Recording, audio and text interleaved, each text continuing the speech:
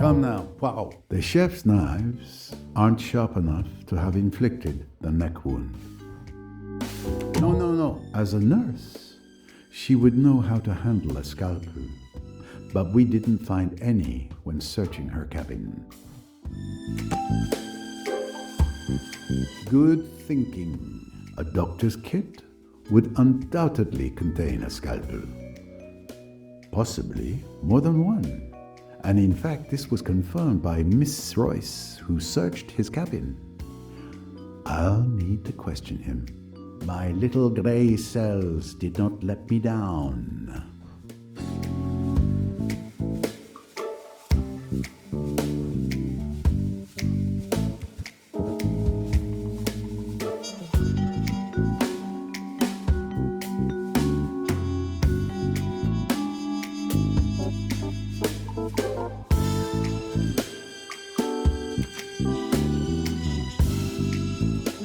Tell me, Tarek, what were you doing at the time of Miss Bourget's death? I was on the deck near the gangway. The captain had asked me to stand guard. And you didn't see anything unusual or unexpected? Not really.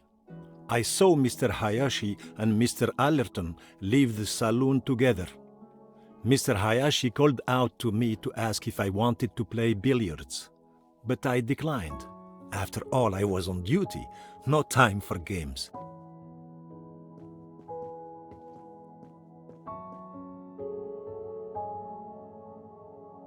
A thin weapon, very sharp, has slit the throat, possibly a scalpel.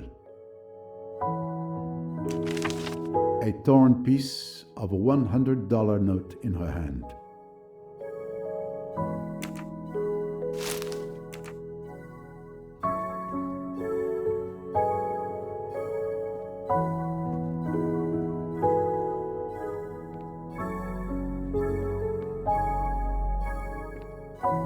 Mr. Hayashi, what can you tell me about Mademoiselle Bourget's death?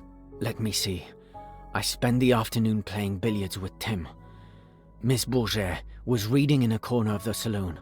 When you summoned Tim, I went out with him to find someone else to play. Miss Bourget was perfectly fine when we left her. And then? Outside, I saw the steward, Tarek, on the deck. I asked him if he could play, but he was on duty. I kind of expected that. Then I saw Mr. Riquetti on the bow. I went over and asked him if he was up for a game. We chatted for 10 minutes or so. He finally agreed to play. We went back to the saloon together and that's when we found Miss Bourget dead.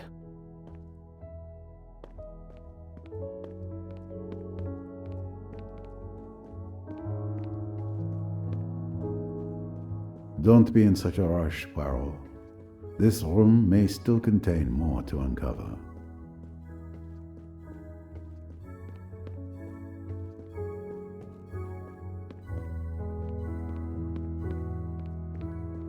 Don't be in such a rush, Poirot. This room may still contain more to uncover.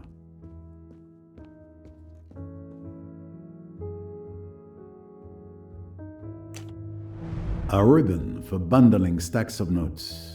There must have been $10,000 here at least, but the money is missing.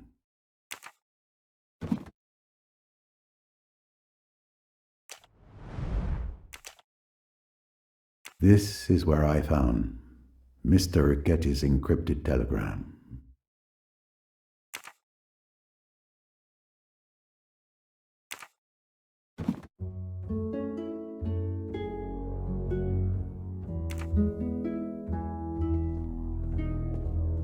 Don't be in such a rush, Poirot. This room may still contain more to uncover. When I think that I almost missed it.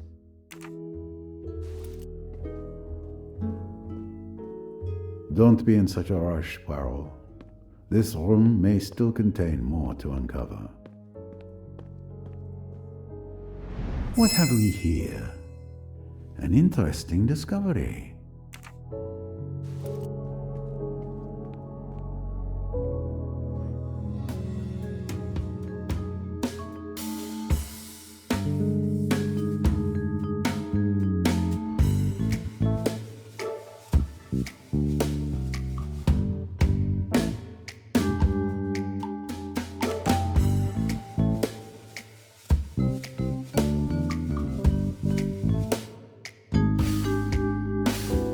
Superbe.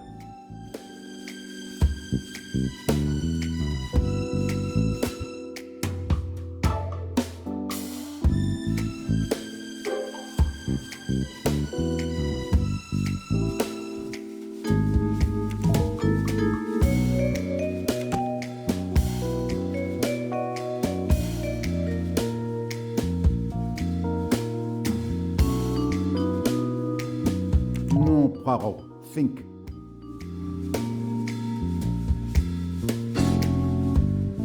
No, no, this isn't it. Think. Brilliant.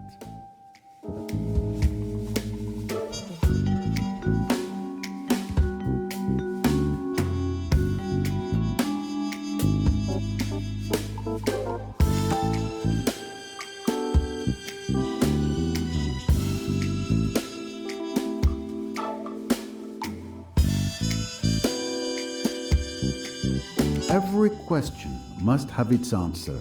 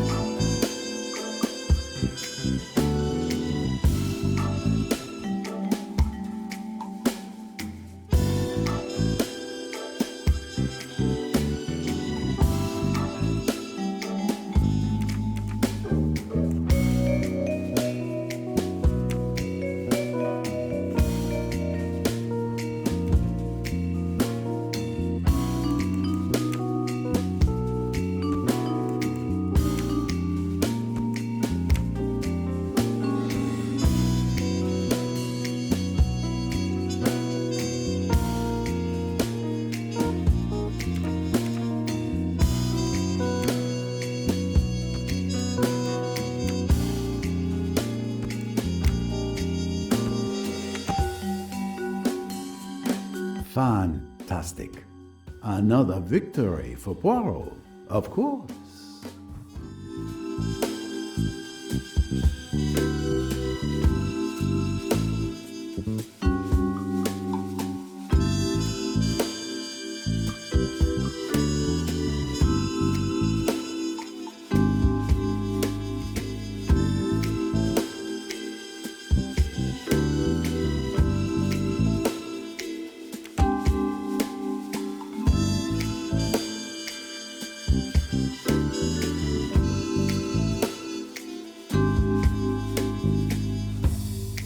Mission accomplished.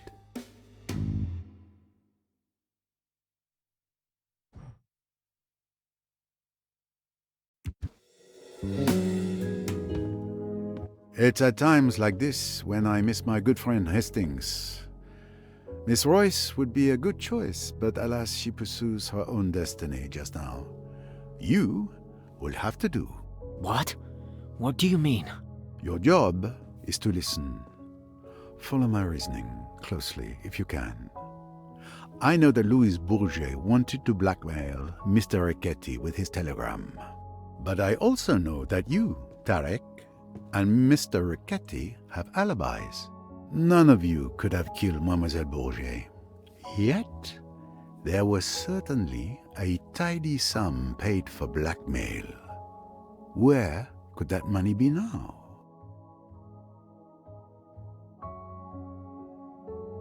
So, oh, I see. You want my opinion so you can tear it to shreds. Could Riquetti have taken the money without killing Miss Bourget, then fled? Impossible. He was with you during the murder. Plus, he would have destroyed the incriminating telegram instead of leaving it at the crime scene.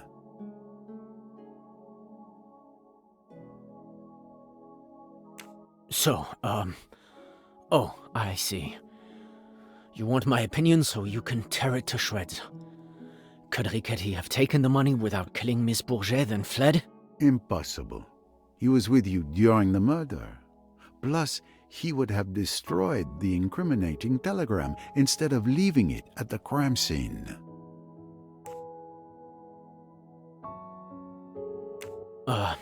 Very well. Let me think. Well, it seems obvious then that Louise was blackmailing someone else. Excellent. Indeed. Louise Bourget must have been blackmailing both Riquetti and another person on his boat, connected to another case. Which one?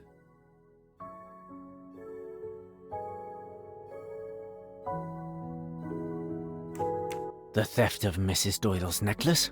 I can't give you details, but I can assure you that's wide of the mark. The murder of Mrs. Doyle? Exactly. The victim of the blackmail could have simply paid, but if their secret were ever revealed, they'd risk the death penalty. They couldn't take that chance. But what had Louise Bourget discovered?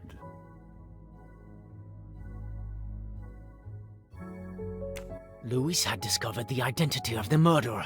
Precisely. Louise knew who murdered Mrs. Doyle. She wanted to blackmail that person instead of telling me. Instead of getting paid by the killer, she paid with her life. But what about Riquetti? I'm afraid Miss Bourget saw the rewards of blackmail, but not the danger. She must have planned to blackmail Riquetti as well. But she was killed before she could. Of course. You're right, Monsieur Poirot. It's brilliant. Yes, I know.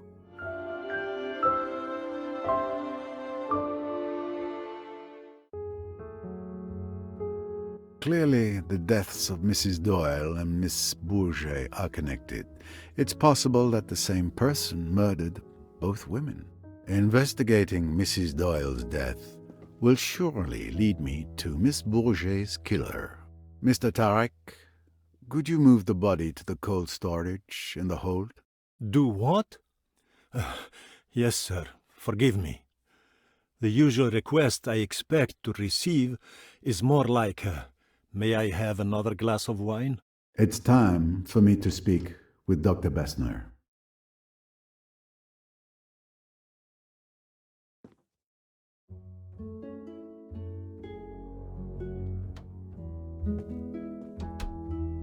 Dr. Bessner, sorry to disturb you. Mr. Doyle, how are you? My leg is in pain, but Bessner has some marvelous little pills in that bag of his that help. His condition has worsened. He has a fever. We really need to get him to the Aswan hospital as soon as possible. Yes, it won't be long now. We're waiting for Miss Royce to return before we leave. In the meantime, could you show me your scalpels, please? I want to see if you might be missing one. Missing one? I assure you I take great care of my instruments. Louise Bourget was found with her throat slashed by a small, thin, sharp weapon. Probably a scalpel. Do you think I, Carl Bessner, who is so well known all over Austria, I, with my clinics, my highly born patients, I have killed a miserable little femme de chambre? But it is ridiculous, absurd what you say. None of my knives are missing. Not one, I tell you. They're all here, correct in their places. You can see for yourself.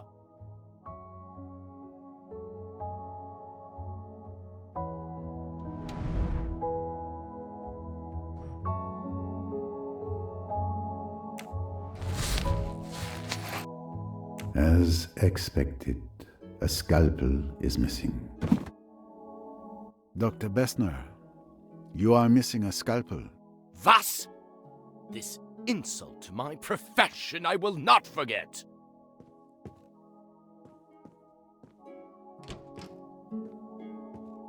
Whew, you've put the old boys back up.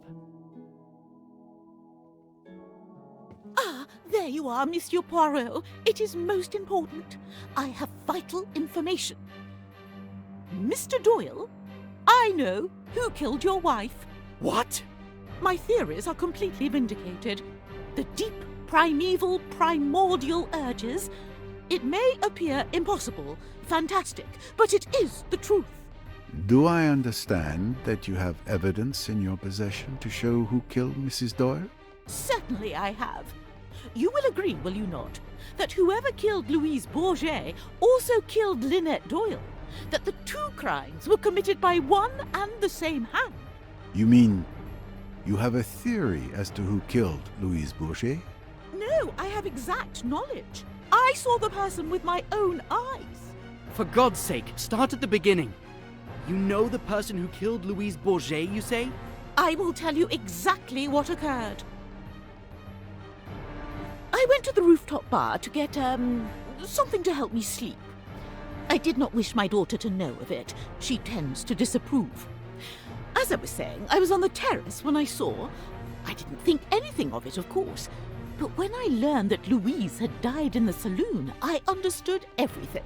Maybe you understood, but I can't understand anything. Calm down. Start over from the beginning. In detail. Yes, yes. As I was at the top of the terrace stairs, about to go down, I saw the murderer. It was...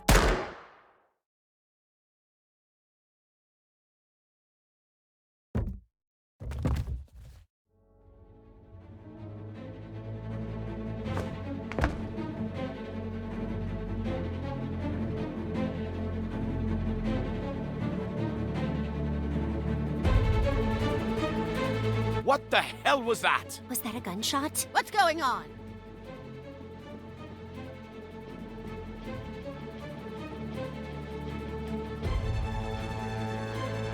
Come to me, shiny mustache.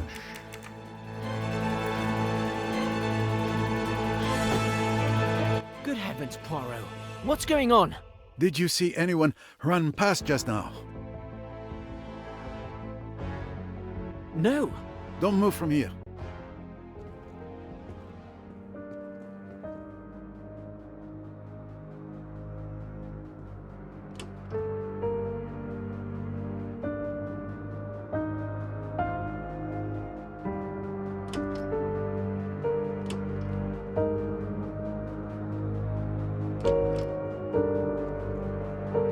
The murderer has vanished.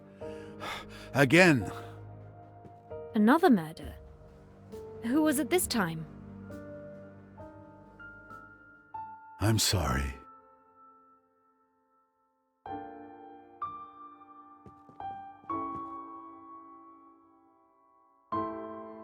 My God. Mother!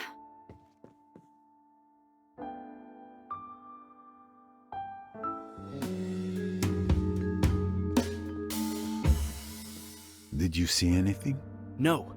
I was in your cabin with Rosalie, as you had requested.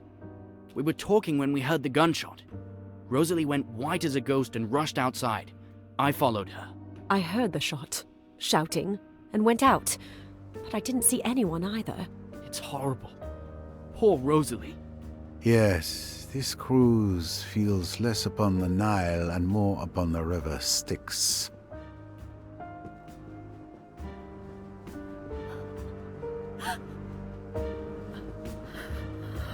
Miss Otterborn, I share your sorrow. I will need to examine the crime scene. Perhaps some fresh air would do you good?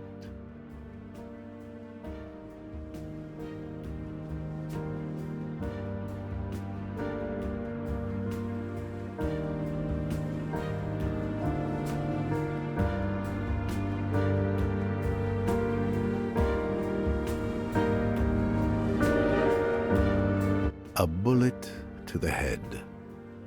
Behind the left ear, a large caliber. She died instantly. Another life gone on this cursed boat. What a horror! You were close to the door, and you really didn't see anything? No, not even a shadow. Poirot, I beg you, do something. Another murder. The killer laughs at Poirot. It is a nightmare.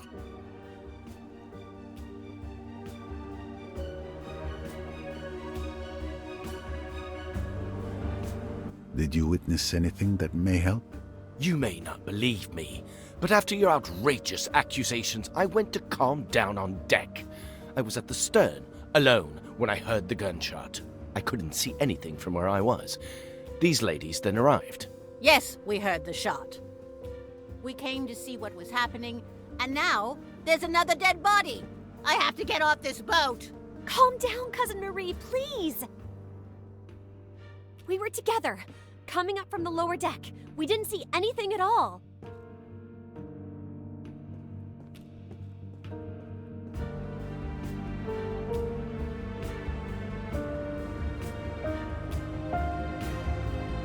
What did you see? Nothing. I was looking at the Nile on the other side of the starboard deck. I heard a gunshot and rushed over. Probably not the smartest move. Did you run into anyone? No, no one. Why I was running towards someone firing a gun, I'll never know. If the instinct overcomes you again, I would resist it. And you, Mrs. Allerton? I was reading in my cabin. I heard the noise and peeped outside. I wish I could help, but I saw no one. Thank you, madame.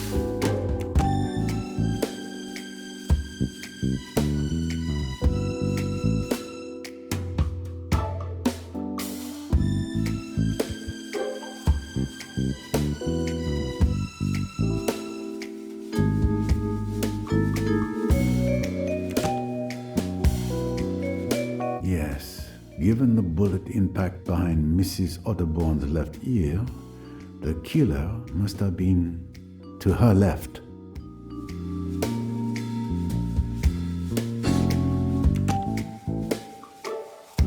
The killer must have fled towards the front of the boat. Otherwise, I would have seen them pass by the door. Who else could have succeeded?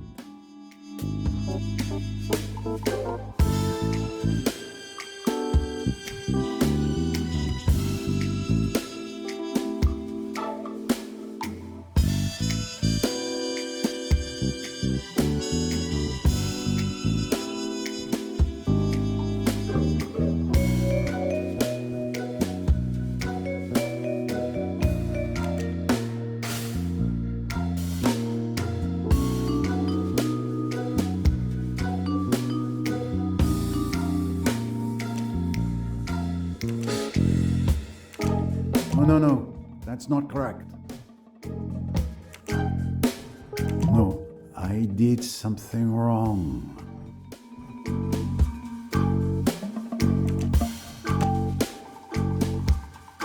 The human animal never fails to surprise me. Other animals will run when they hear a shot. With humans, you can never depend on them being so rational. The killer had few ways to escape. I can rule out the possibility that they jumped into the water. Everyone would have heard the splash. I can also rule out the suspects who are at the stern. It's clear the killer fled towards the bow. Therefore, the killer is now either on the upper deck among the present passengers, or they jumped to the lower deck and are hiding there. Excellent detective work. Naturally.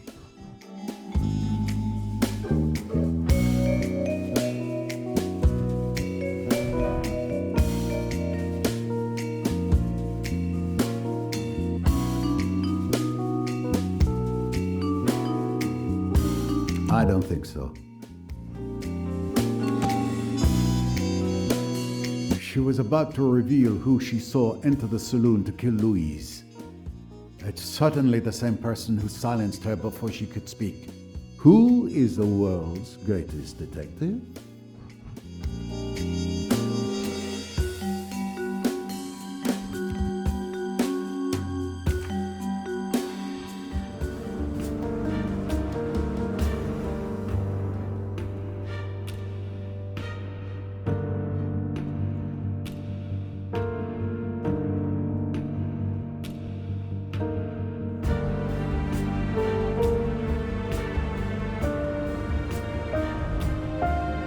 Barrel is still warm. It's definitely the murder weapon. I've seen this pistol somewhere before.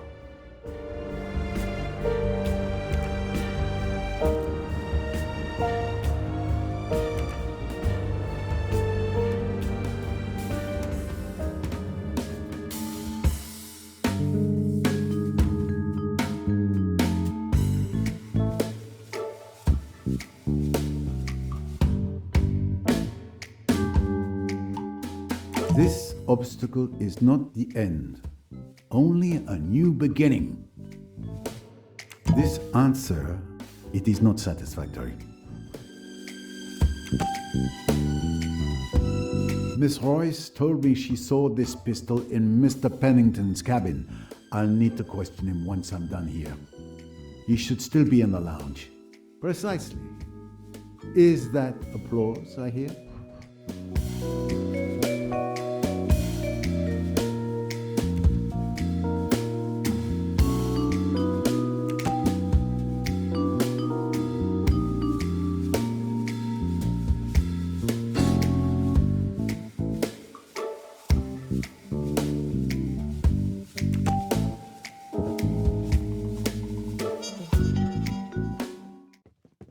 Please, let me through.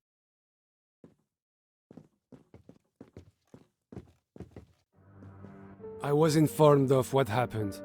It's terrible. My sincere condolences, miss.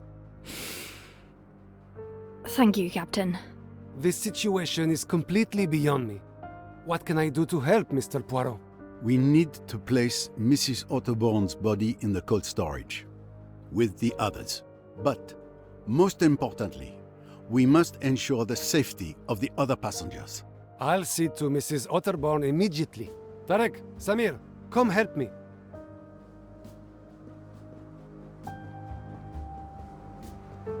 Thank you, Captain. Then please stay on the alert. Don't you worry. My crew and I will be vigilant. How is Mr. Doyle? The fever has worsened, but I've just given him an antibiotic, and Miss Bowers is watching over him. There's nothing more we can do for now.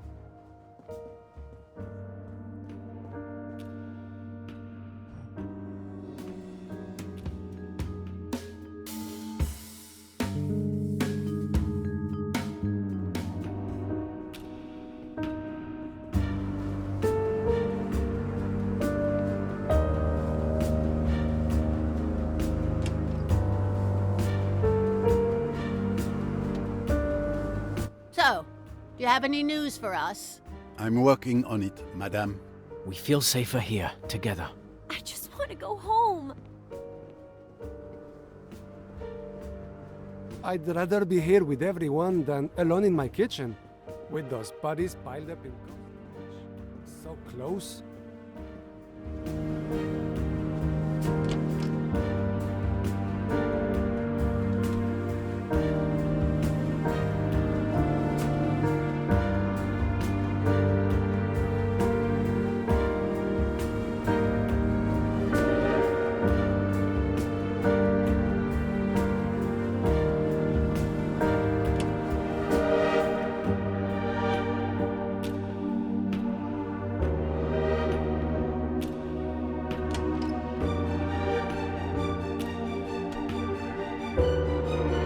Poirot, what are you thinking?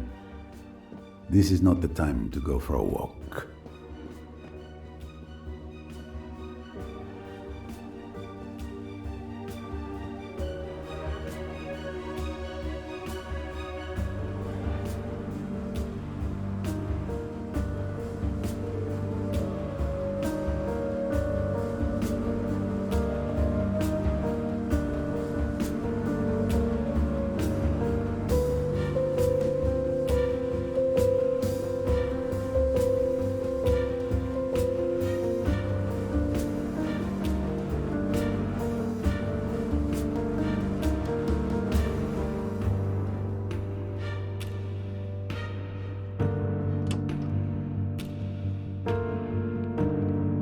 There's Mr. Pennington.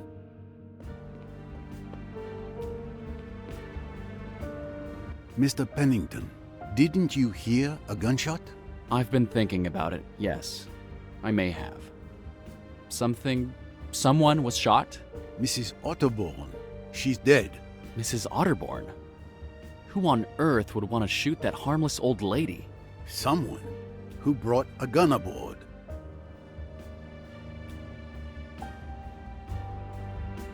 It's your pistol that killed Mrs. Otterborn. My pistol? Really? Is that an accusation? I haven't moved since the last time we spoke. And anyway, everyone knew I kept a gun in my cabin. I mentioned it at dinner. It's true. He showed his gun to Mr. Hayashi last night at the restaurant. Everyone saw it and could have stolen it from his cabin, especially since it wasn't particularly well hidden. Besides, why would I want to kill her?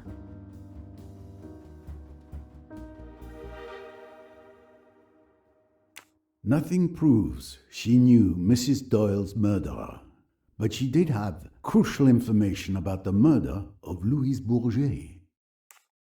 There is an obvious motive, monsieur. Mrs. Otterborn was killed because she knew who murdered Miss Bourget. She had to die just as she was about to reveal their identity. So you really think I'm the killer? No. He didn't have the opportunity to kill her.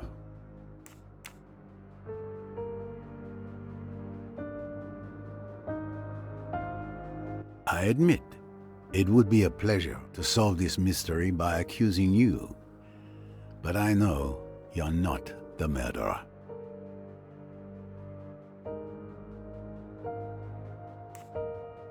No. Dr. Bessner was at the stern of the boat, and I know the murderer fled toward the bow, so Dr. Bessner couldn't have seen anything. Mr. Ferguson was at the end of the deck, near the lounge. Either he saw no one or he's lying, and then he's our murderer, which logically means it's not you. And if he's telling the truth, it proves you didn't leave the lounge. Either way, his testimony clears you. At last, some sanity. Since you're not the police, would you kindly let me have my pistol back? I suggest you take better care of it. And do not be so very pleased with yourself, monsieur. You and I are not done yet.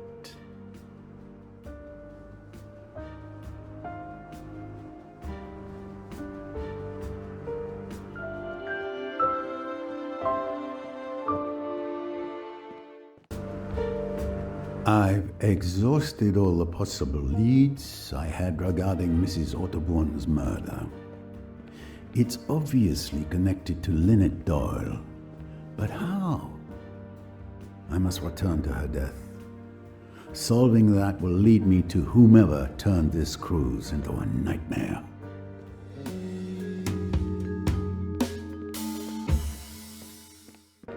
With all these tragedies, I have not had a single moment to reflect calmly. I must revisit details, and I know of a good place to start. Tim Allerton gave me a piece of information that seemed trivial to him, but awakened my little grey cells. But before I could investigate, we were interrupted by the death of Miss Bourget.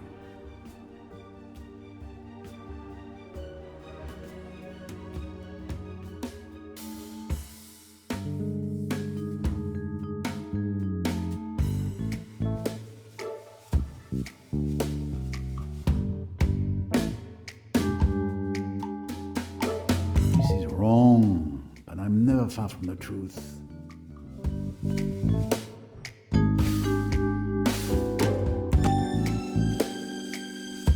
What was it now? Ah, yes. Mr. Allerton told me he heard a splash at 12:26 a.m. near the bow. However, Miss Otterborn admitted to throwing her mother's bottles overboard at 1:10 a.m. near the stern. 2 splashes, 2 objects thrown into the water last night. I need to find out what the first one was.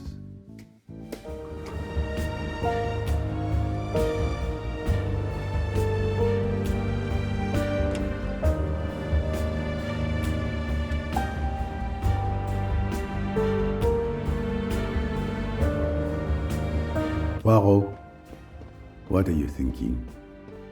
This is not the time to go for a walk.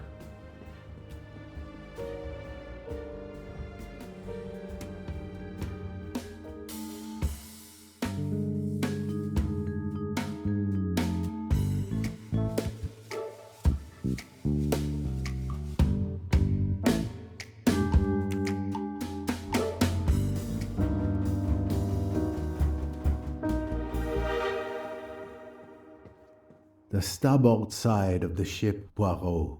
The bow. The splash was on the right-hand side, at the front.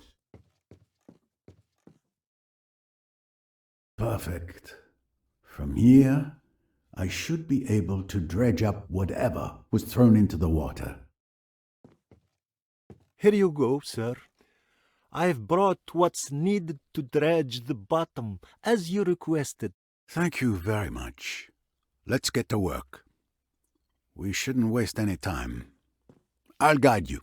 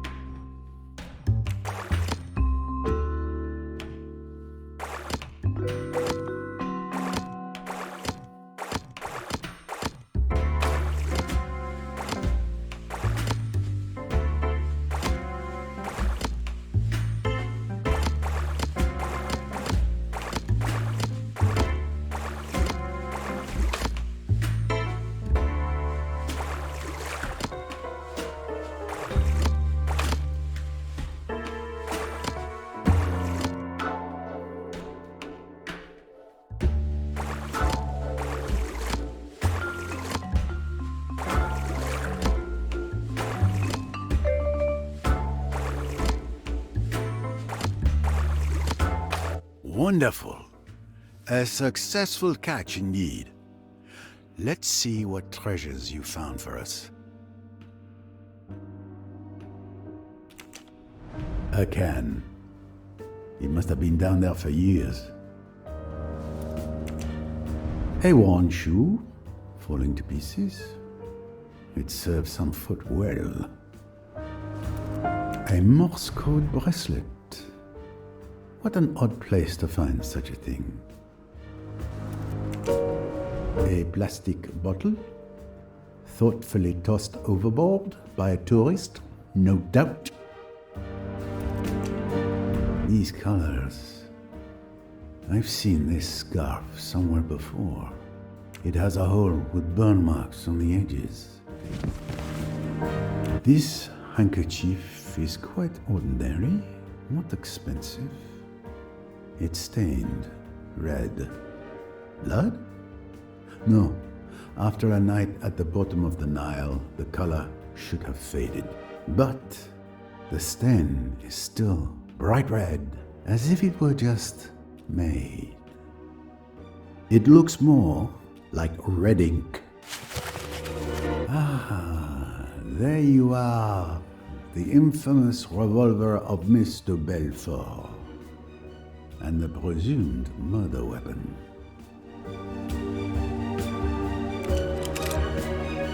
Three bullets are missing. 3?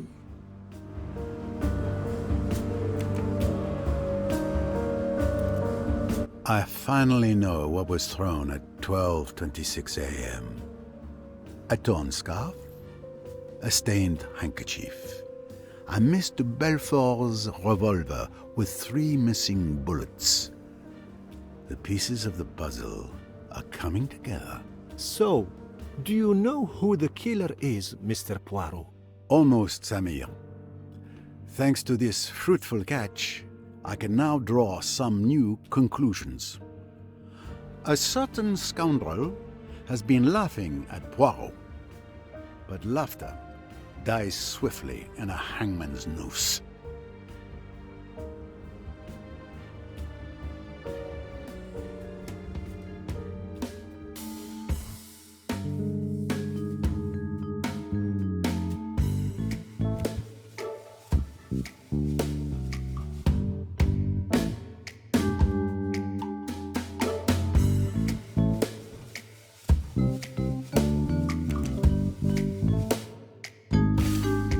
Almost.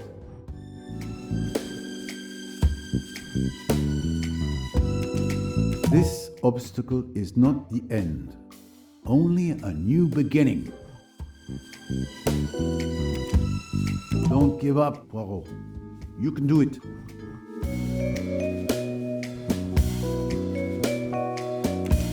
Just another pothole on the road to success. Don't give up, Poirot. You can do it. I don't think so.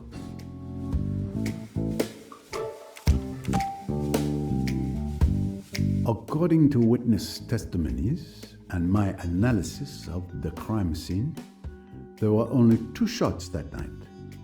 The one fired by Miss de Belfort, which wounded Simon Doyle, and the one that killed Lynette Doyle. My little grey cells did not let me down.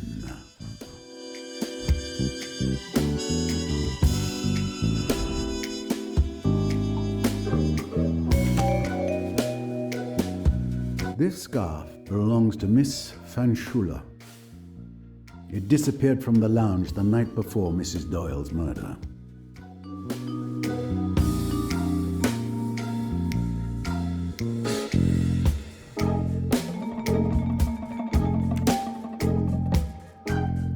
Given the size of the hole and the burn marks around it, it is clear someone fired a small caliber bullet at this scarf at close range.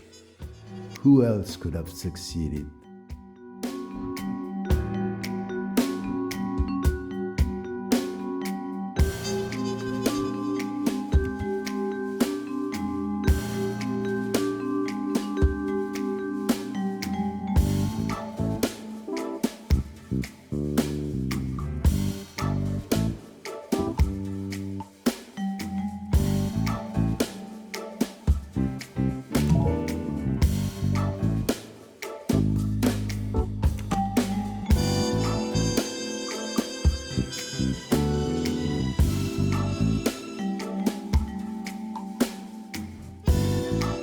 All right.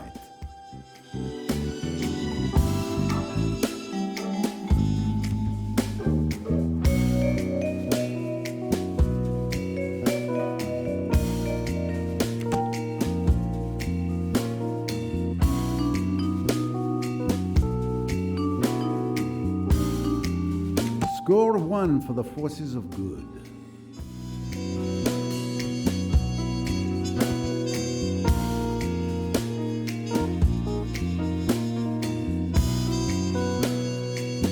Not quite.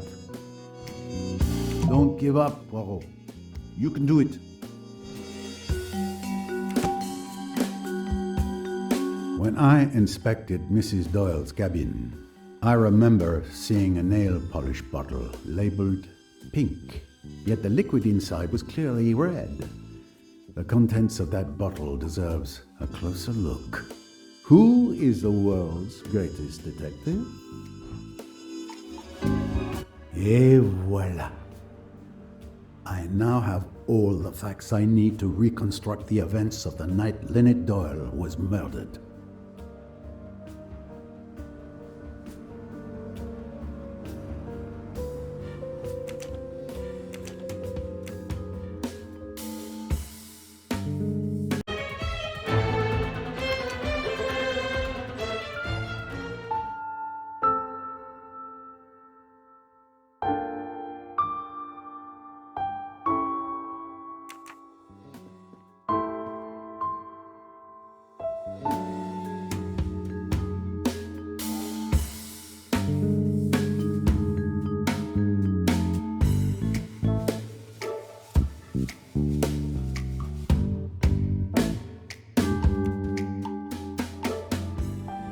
and with the help of my little guy cells, I will solve the murder of Mrs. Dwyer.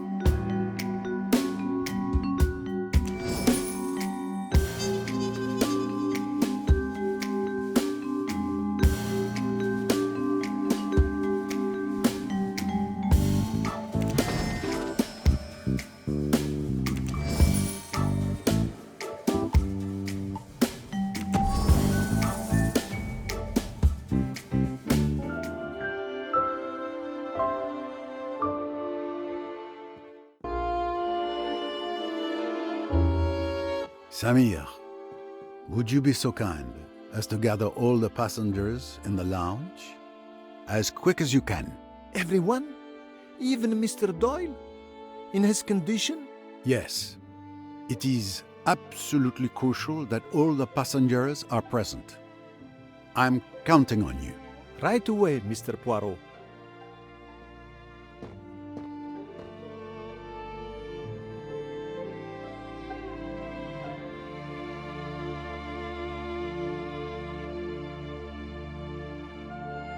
Then I arrested Riquetti at the Temple of Abu Simbel. He was injured, so I left him with the local police to get medical care. I see. Enough about me. What about you? Have you made progress on Louise's murder? Riquetti claims it wasn't him. For once, he is telling the truth. He may be a murderer, but he's not our murderer. The best proof is that there was another murder on the boat during your absence. Mrs. Otterborn is dead. Oh no, that poor lady! Who did it? I was just about to answer that question. Everyone should be gathered in the lounge. If you wouldn't mind heading there, I'll join you shortly. All right, I'll go ahead.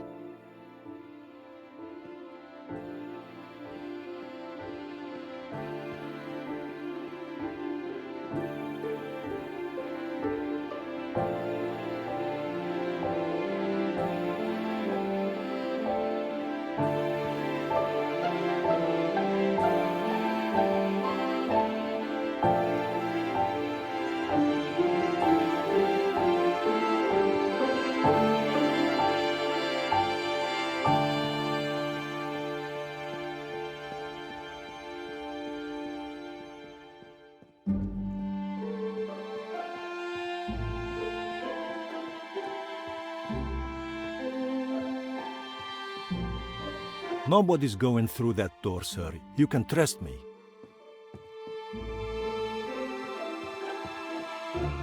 I've gathered all the passengers, as you requested. Perfect. Thank you very much.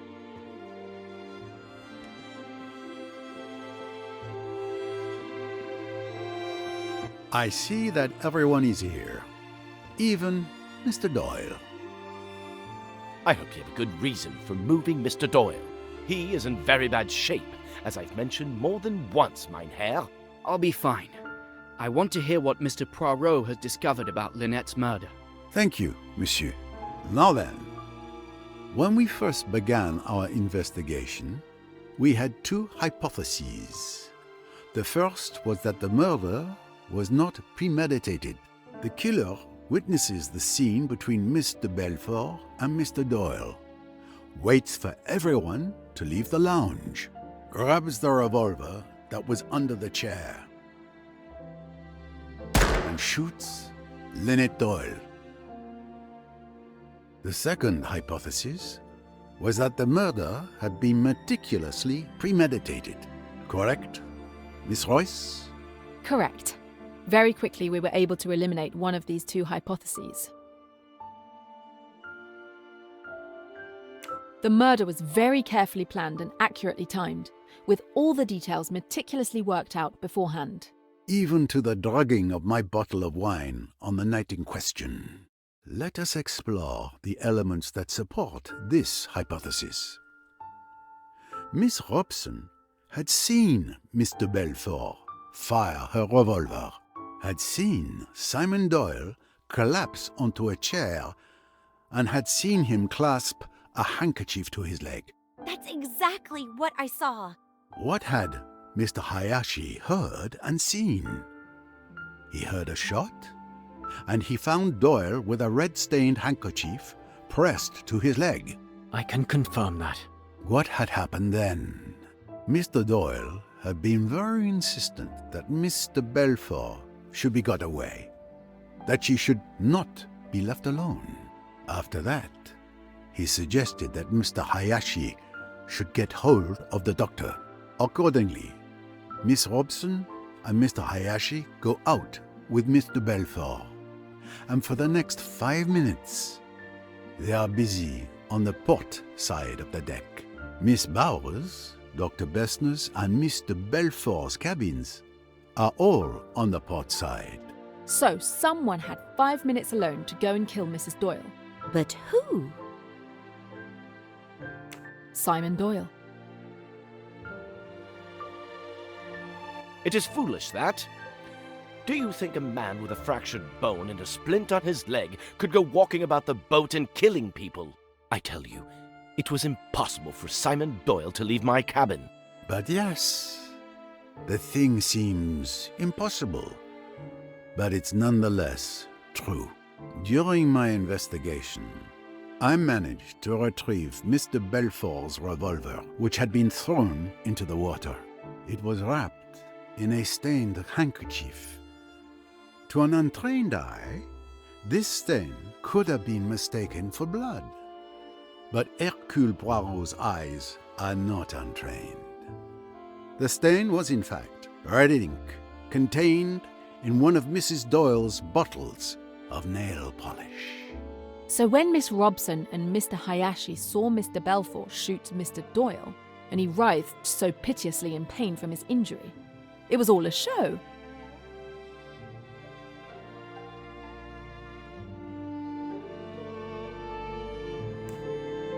It was all staged. Mr. Doyle used that handkerchief soaked in red ink to make it look like he was bleeding from a bullet in his leg. He managed to fool everyone. But I carried him. I clearly saw that he was in real pain. Absolutely correct. He was indeed injured when you carried him.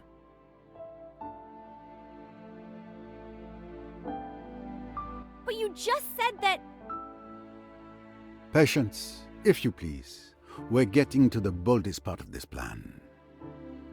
As I mentioned earlier, after Mr. Belfort fired her shot, Mr. Doyle insisted that Miss Robson and Mr. Hayashi remove her from the lounge. Now he is alone. 2 minutes are all that Simon Doyle needs.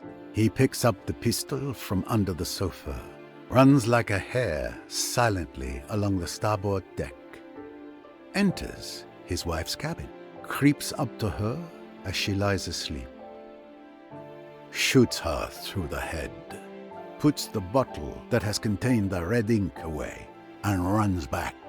But what does he do next? He sits back down in his chair and shoots himself in the leg. That is the moment when he's truly injured. But what about the gunshot? We should have heard it, just like the first one. I even heard a splash in the water, which makes far less noise. Well observed, my young friend.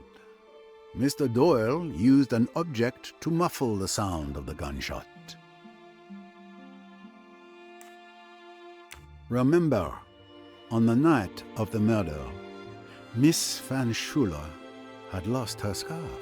In fact, it was Simon Doyle who stole it and hid it under a cushion, setting the stage for his crime. Scoundrel! How dare you involve me in your nasty schemes? We fished the scarf, the handkerchief, and Mr. Belfort's revolver from the Nile. As you can see, the scarf has a hole ringed with powder burns, caused by a bullet fired at close range. You, Dr. Bessner, examined Lynette Doyle's body. You will remember that the wound showed signs of scorching. That is to say that the pistol had been placed close against the head before being fired. So, that is exact. Now, thanks to this scarf, we know that the gunshot was muffled. This also wasn't the shot that killed Lynette Doyle, because as we also now know that the burn marks on her skin means the gun's barrel was placed very close to her skin with nothing in between. It also could not have been the shot Mr. Belfort fired at Simon Doyle, as no one mentioned anything about it sounding muffled. Given these facts, the conclusion is quite clear. A third shot was fired that night. The third missing bullet from the revolver. You make it sound so simple and logical. Because it is, Monsieur Ferguson. Miss Van Schuler's scarf was used to muffle the sound of the gunshot when Mr. Doyle shot himself in the leg. But that's not the end of the revolver's journey.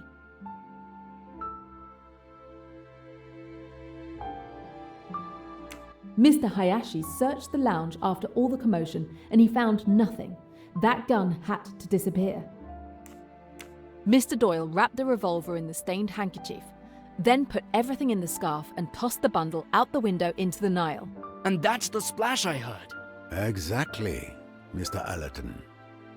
It required very precise timing, but Monsieur Doyle acted coldly and swiftly, just as he did when he murdered his wife.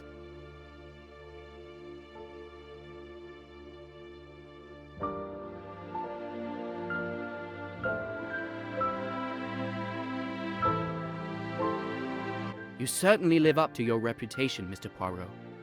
Your theories are quite spectacular, but something is bothering me.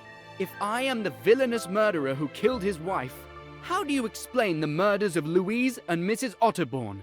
What fantasies have you cooked up to explain how I could have managed those? And why? According to your theory, I was well and truly injured and bedridden in the care of Dr. Bessner all day. In fact, you're my alibi. I was even in the same room as you when poor Mrs. Otterbourne was killed. You're absolutely right, Mr. Doyle. I hope you didn't think I was done. Let us move on to the murders of those unfortunate women. You couldn't have killed Miss Bourget and Mrs. Otterbourne, Mr. Doyle. But you're not entirely innocent of their deaths either. Remember when Louise came to testify? When I asked her if she had seen anything the previous night, she gave this curious answer. Naturally, if I had been unable to sleep, if I had mounted the stairs, Then perhaps I might have seen this assassin, this monster, enter or leave Madame's cabin. Now, what exactly did that tell us?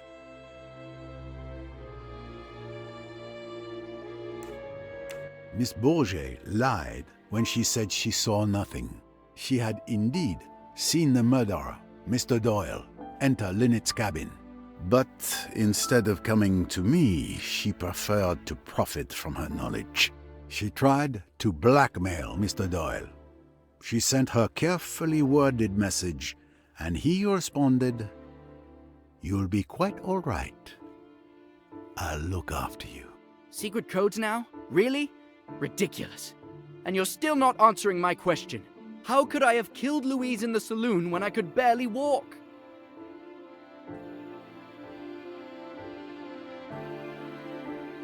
It's very simple. If you didn't kill Louise Bourget, then you must have had an accomplice.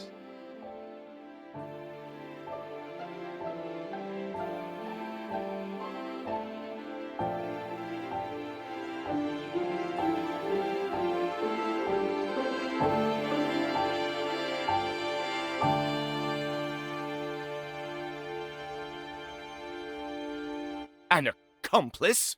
Are you accusing me?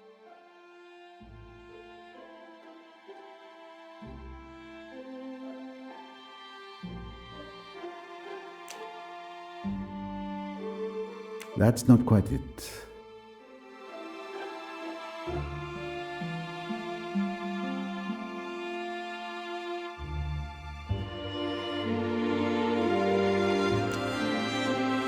Almost.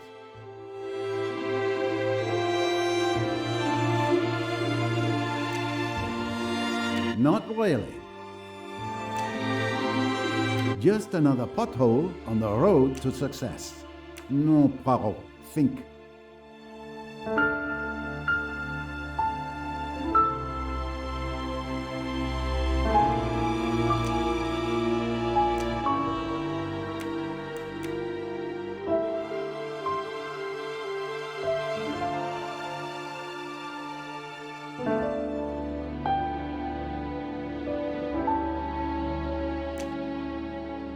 Come now, Poirot. This accomplice can be none other than Jacqueline de Belfort. What?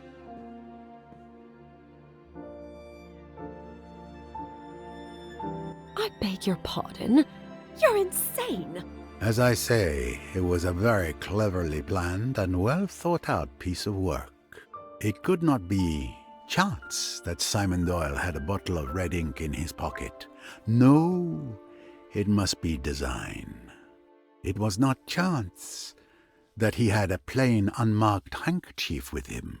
It was not chance that Jacqueline de Belfort's foot kicked the pistol under the settee, where it would be out of sight and unremembered until later. So you truly believe that Miss de Belfort and Mr. Doyle are accomplices? Certainly, the two halves of the murderer. What gave Simon his alibi?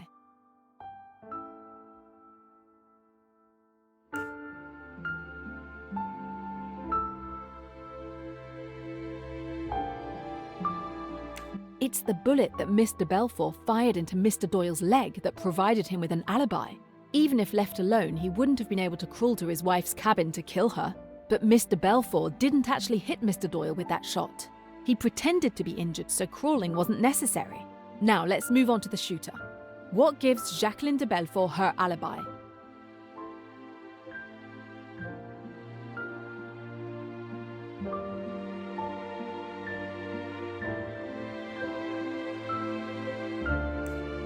Mr. Doyle was insistent that Mr. Belfort was never to be left alone from the moment of the gunshot until this morning.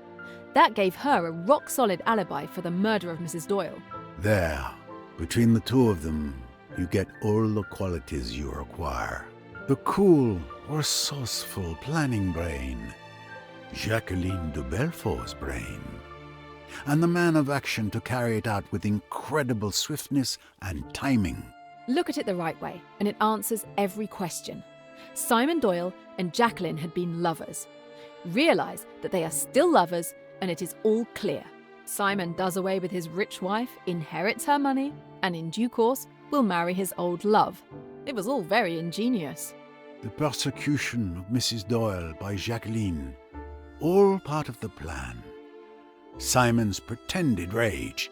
Then one night, on this boat, I thought I heard Simon and Lynette outside my cabin. He was saying, "We've got to go through with it now." It was Doyle, all right, but it was to Jacqueline he was speaking.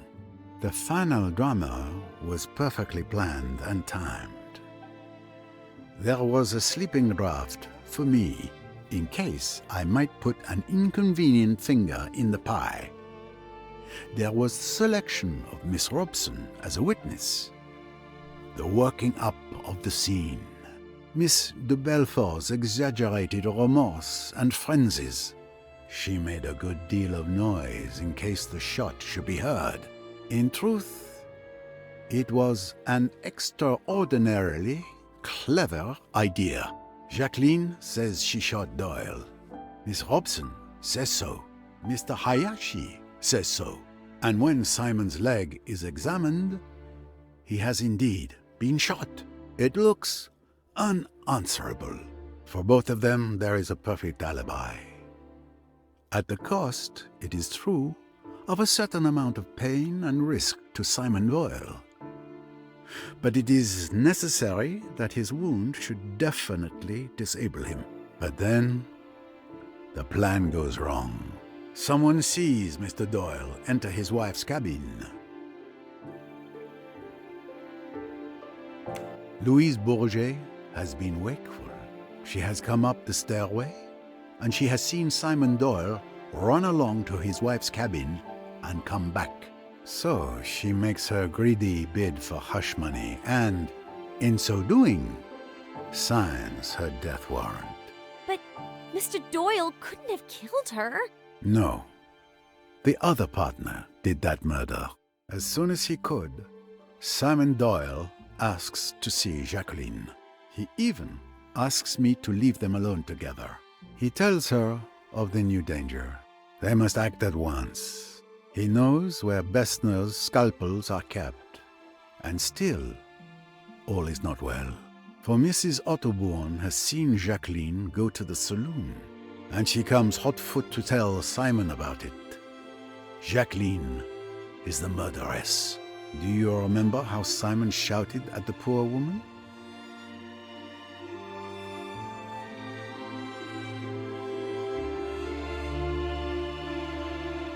Nerves, we thought. But the door was open, and he was trying to convey the danger to his accomplice. She heard, and she acted like lightning. She remembered Pennington had talked about a revolver. She got hold of it, crept up outside the door, listened, and at the critical moment, fired.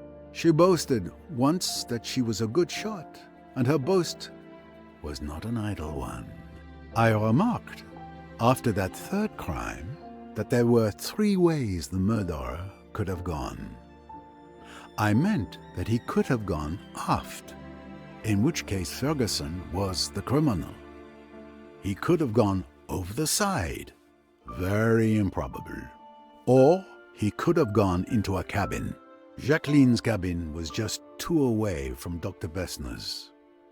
She had only to throw down the revolver and bolt into the cabin. It was risky, but it was the only possible chance.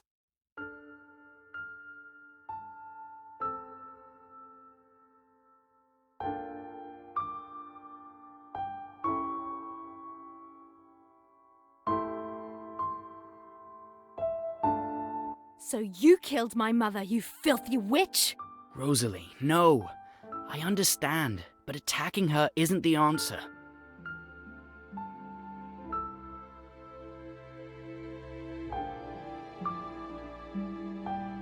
Come on. How can you listen to the ramblings of this old fool? His entire grand theory is based on the fancies he's made up out of whole cloth, without a shred of evidence. You might hope it is so, young man. You insist more proof is needed? You hope Poirot is a doddering old fool? Then by all means, let's allow someone else to dodder some. Miss Royce, if you would.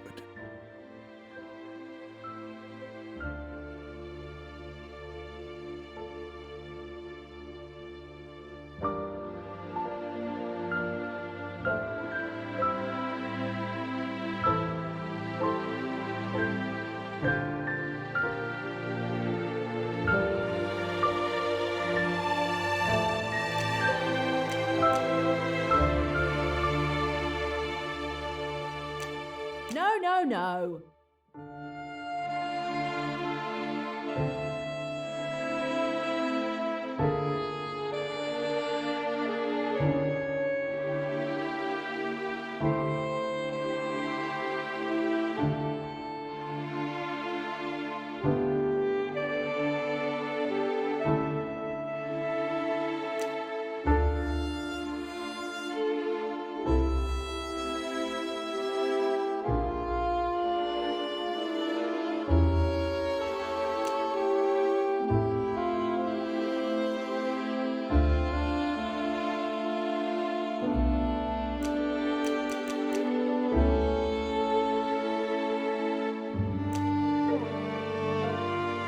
Okay, but what's the solution?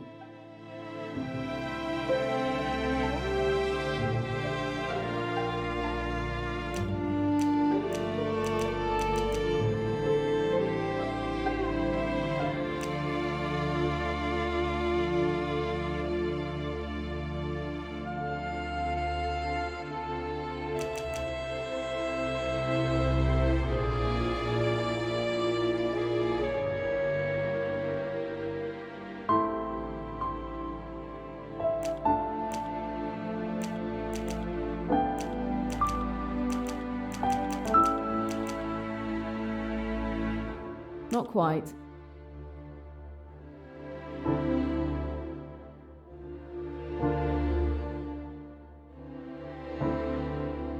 No, this isn't it. Think!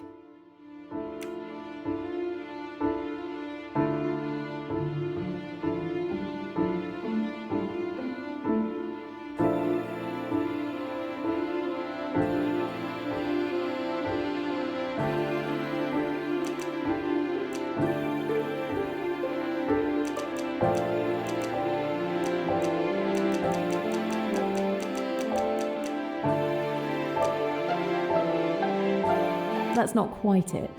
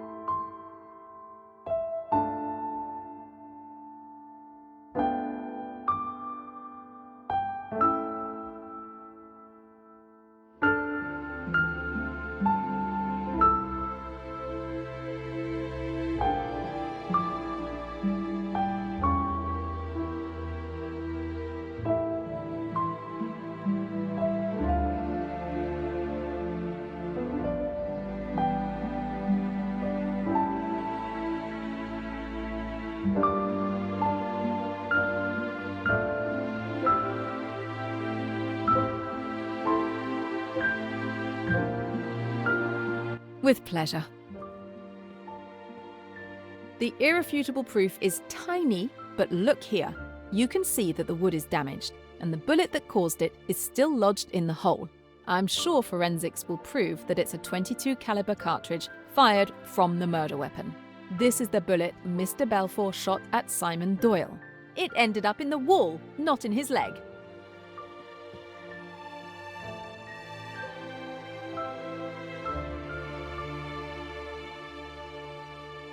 Damn you! Damn you both! Our plan was perfect! It took 2 meddling detectives to work it out. Jackie and I were going to be rich and happy.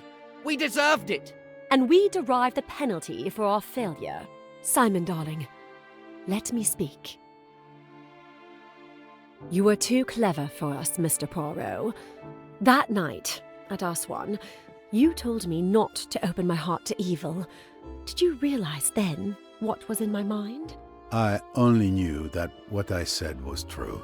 It was true I could have stopped then, you know. I nearly did. I could have told Simon that I wouldn't go on with it. But then perhaps... Would you like to hear about it? From the beginning? If you care to tell me, mademoiselle. It was all very simple, really. You see, Simon and I loved each other. And for you, love would have been enough. But not for him. You might put it that way, perhaps. Simon always wanted money so dreadfully, and all the same, he never tried to marry anybody rich and horrid. He wasn't that sort. And then we met. Our love was obvious from the first glance. We were broke, but we wanted to get married. There we were, up against it. And then I thought of Lynette. It might make all the difference to me and Simon if she'd give him a job. It was about then that you saw us that night at Chez ma tante. You know, Mr. Poirot, I loved Lynette, really I did. She was my best friend, and I never dreamed that anything would ever come between us. But she went all out to get Simon away from me. I don't think she even hesitated for more than about a minute. I was her friend, but she didn't care. She just went bald-headed for Simon. That's why I'm not really sorry about her, even now. And Simon didn't care a damn about her. But he did like the thought of her money. Of course I saw that.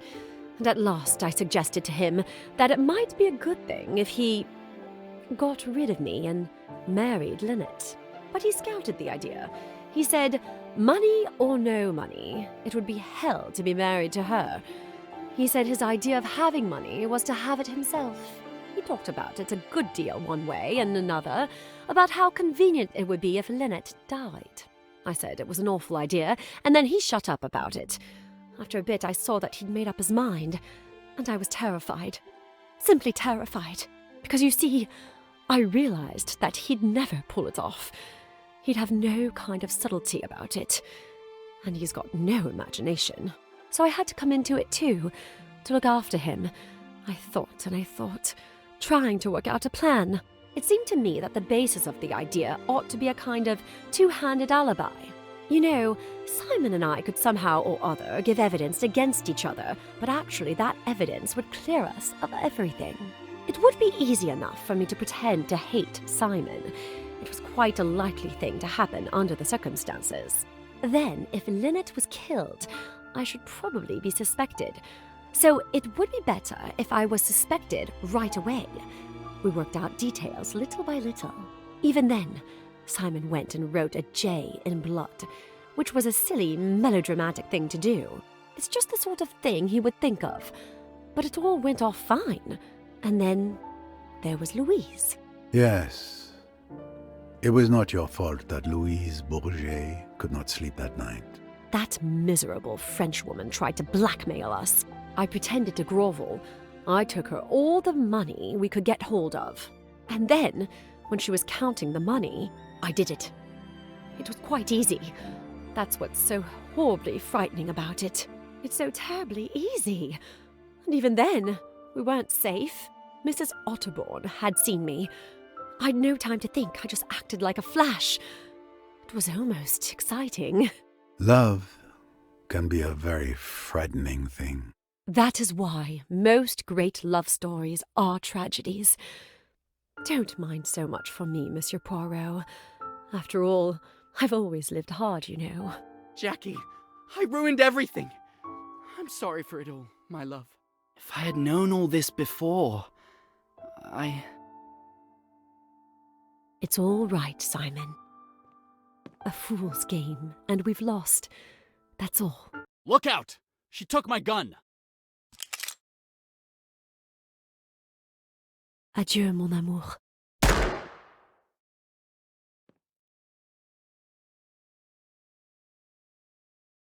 No!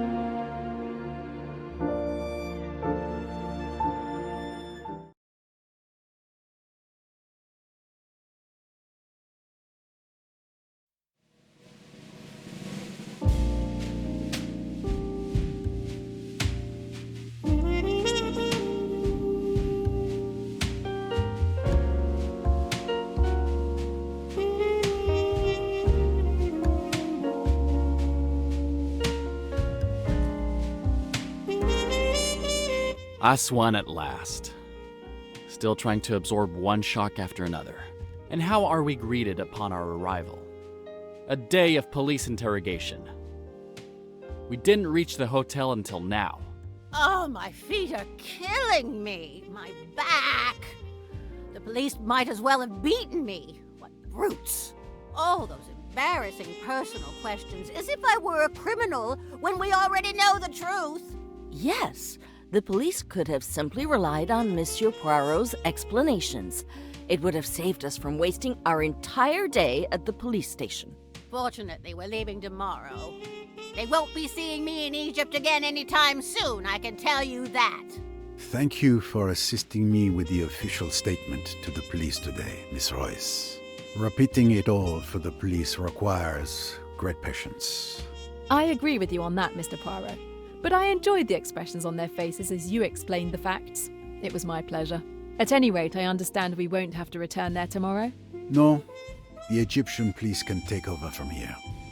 The narrative I provided seems to satisfy them. The case will be officially closed.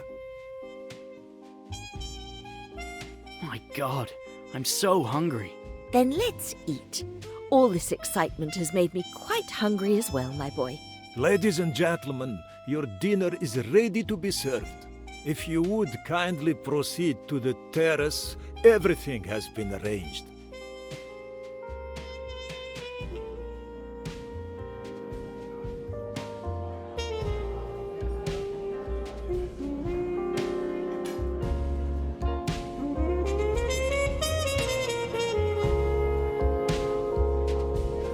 Waiter, another glass, if you please.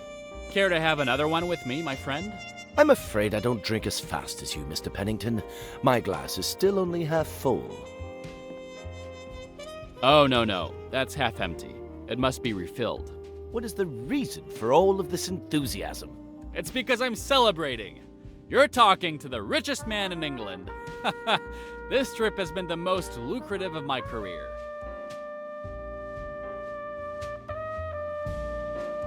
If it is not impolite to ask, what are you going to do when you return to England, Miss Rice? I'm not taking on any new cases right away. There's more I need to know about Emmy's murderers. I'm going to dig deeper into the Spire organization. A task very dangerous, I think. Do you have any idea where you will start? Yes, Richetti had a satchel containing some documents. I haven't had the time to look through them until now, but I'm hoping they'll give me some leads. It is a big case you're tackling, Miss Royce. A dangerous one. I wish you the best of luck. Please keep me informed. And if there is anything I can do, please just ask. Waiter! Actually, just bring me the bottle. That'll be quicker.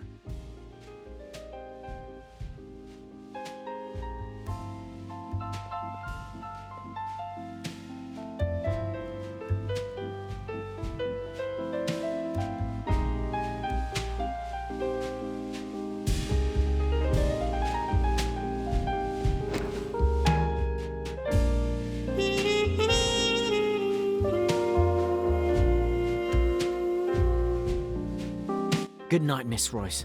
Good night.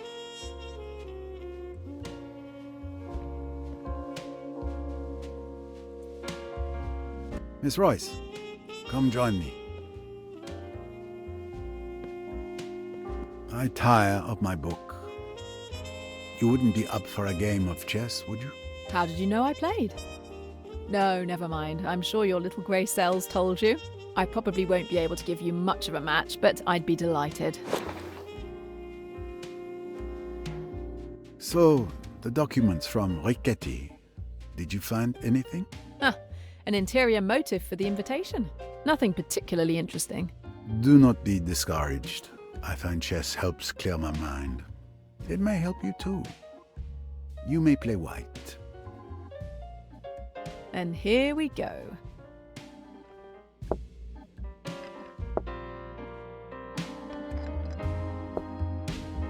Checkmate. I didn't have much hope of beating you, but I enjoyed the match. Don't be modest. You keep me on my toes. Since I won, will you grant me a question that's been intriguing me for months? You've earned it. Go ahead. When we first met at the club Chez Ma Tante, how did you know that it was Joanna Southwood who had stolen the engagement ring? To me, the only explanation would be that you saw her. Sometimes the simplest solutions are the most likely. That's right. I saw Joanna come out of the storage room with the ring. Et voilà. Sometimes the solution is as simple as that. Quick! Help! There's someone floating in the pool!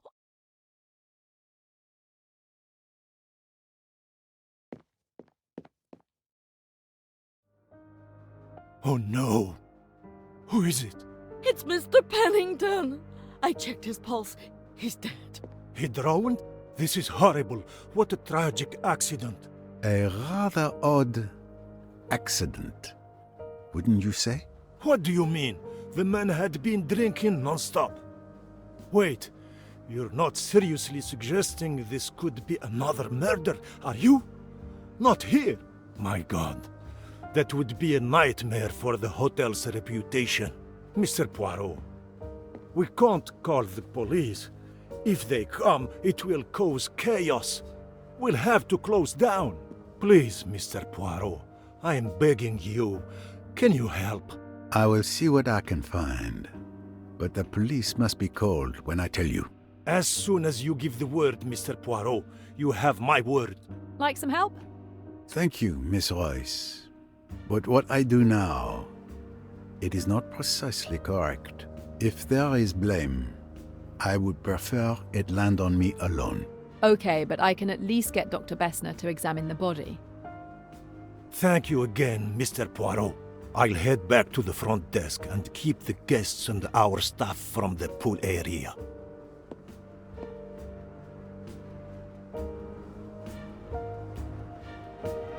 And unfortunately, thanks to the receptionist, news of Pennington's death will be all over the hotel. Very well, Poirot. One day you must learn to say no. But for now, you had better examine the scene.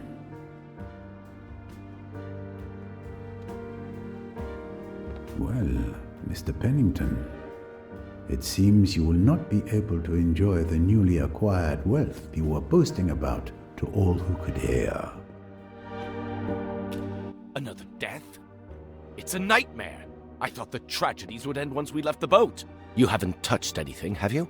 You ask this of Hercule Poirot, Doctor? Oh, all right. Apologies. But I'll have to pull him out of the water to examine him. Let's have a look at things. I can confirm that he is dead. No big surprise there. Time of death? Exact time complicated by the pool, which is heated. A more thorough examination will help. But he can't have been floating here long, unnoticed, with all the hotel guests and staff. Would you mind comparing your observations with mine? With pleasure.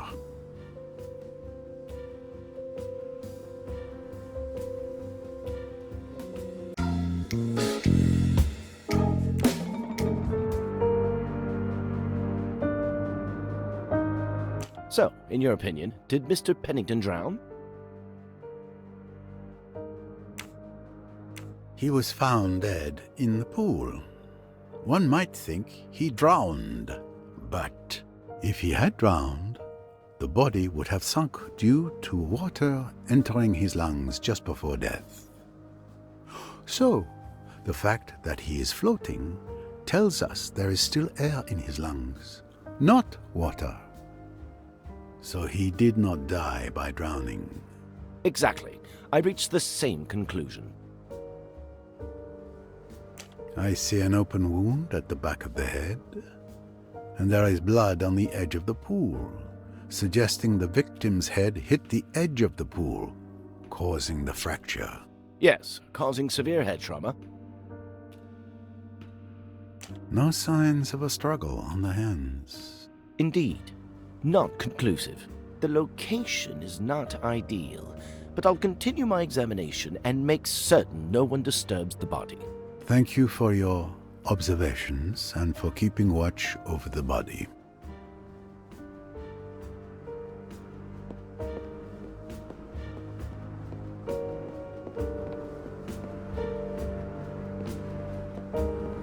This bottle is unreachable for the moment. What do we have here? A small stain. Possibly blood.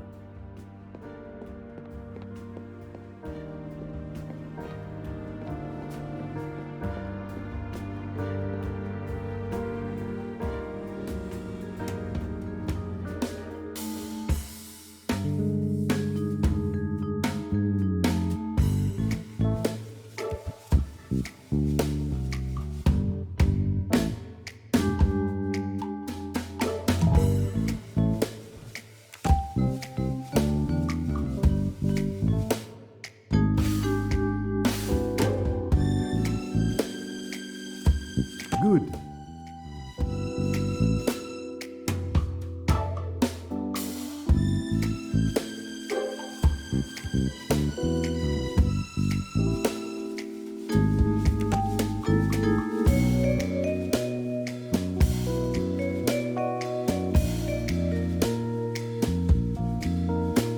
Of course.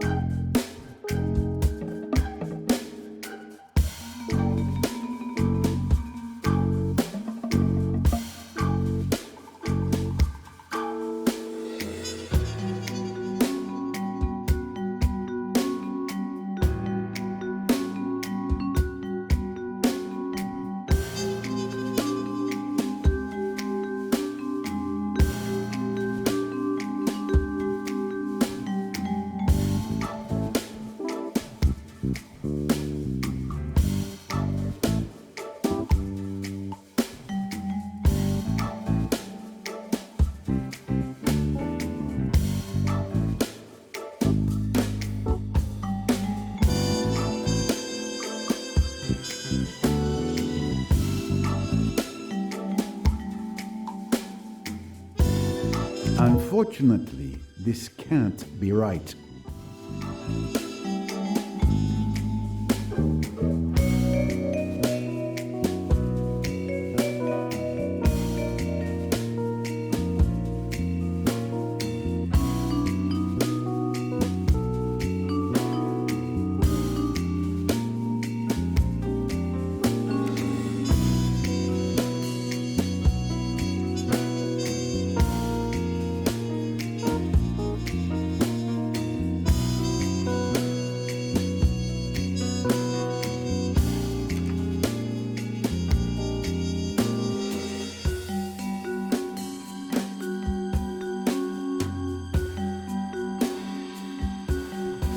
I'm missing something.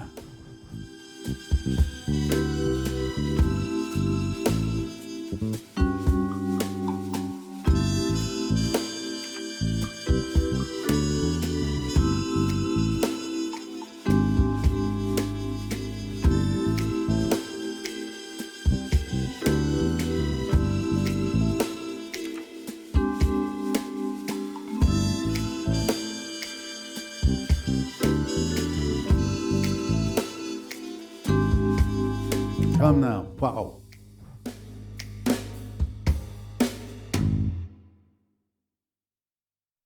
Just another pothole on the road to success.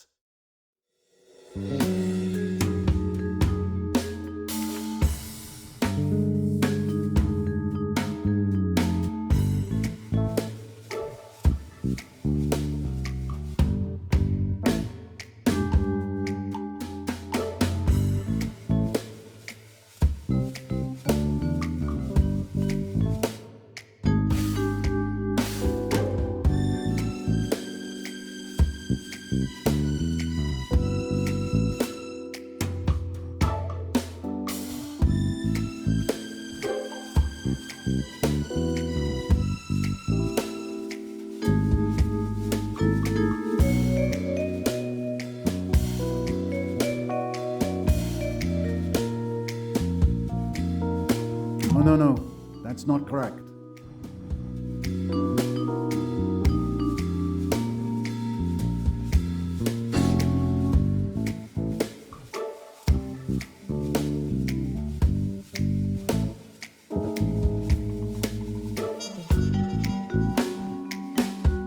I don't think so.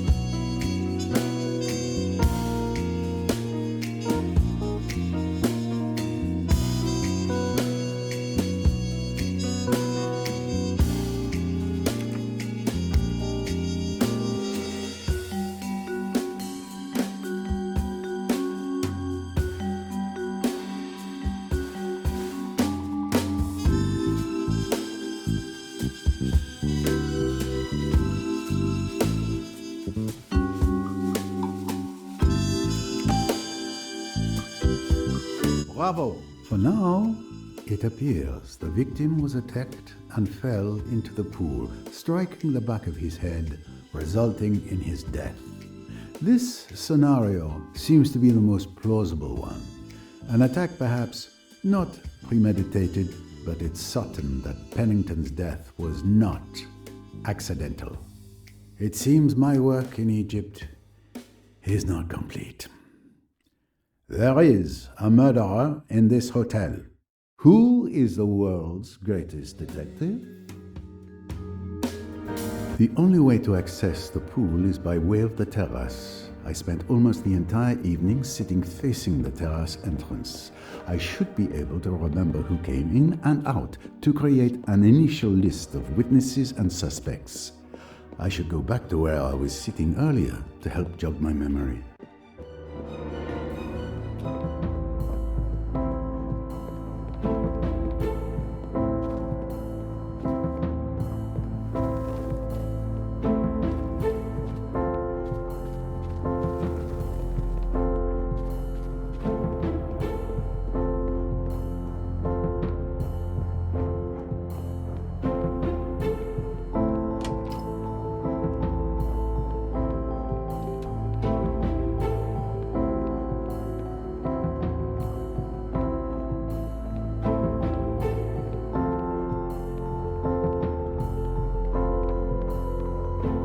I must remember if I saw people coming or going from the terrace at the time.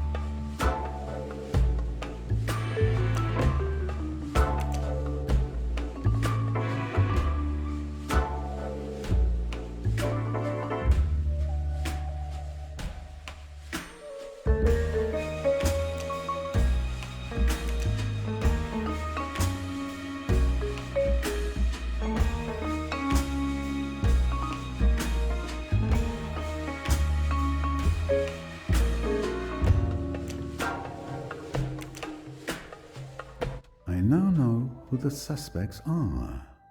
Miss Royce, Mr. Ferguson, Tim Allerton, Rosalie Otterborn, Mr. Hayashi, and Miss Bowers. I need to interrogate them.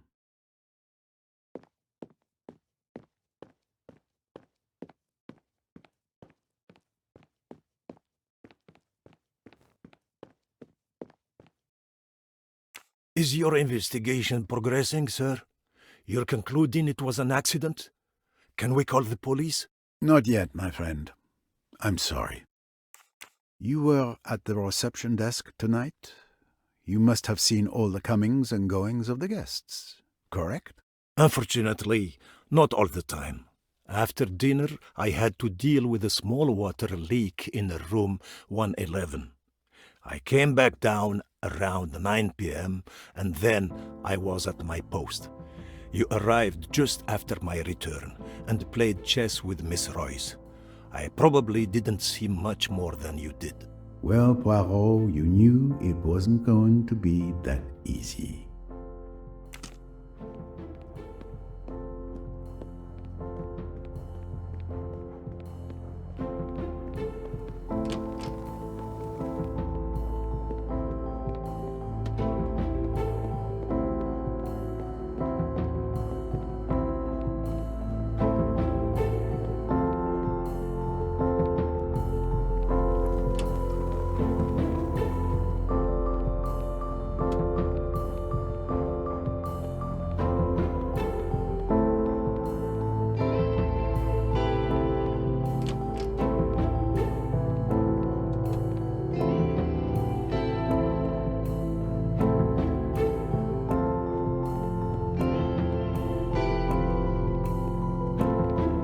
Miss Bowers, may I have a word with you? Of course, Monsieur Poirot. How can I help you? I'm investigating. How are you? Not too shaken up? After our trip up the Nile, I think I'm immune to the shakes. Can you tell me about your evening? Of course. After dinner, Mr. Hayashi and I spent some time chatting in the amphitheater. When I went back to my room, it must have been around 8 p.m., and Mr. Pennington was drunk, or so I thought, lying in a deck chair by the pool, clearly inebriated. A little later, I heard him yelling at someone from my room. I had my window open, you see. He was hurling insults, but I couldn't hear what the other person was saying. Then there was a splash, like someone diving in or falling into the water. Pennington continued shouting threats. Threats? I'm going to kill you. You don't know who you're dealing with. That sort of thing. He sounded furious. And then? What else did you hear? After a few minutes, once he calmed down, nothing else. Everything seemed normal until I decided to go back outside around 10:40 p.m. or so. That's when I found Pennington floating in the pool and rushed back in to inform you. A fight? So he was still alive when he fell or was pushed into the pool. Thank you, Miss Bowers.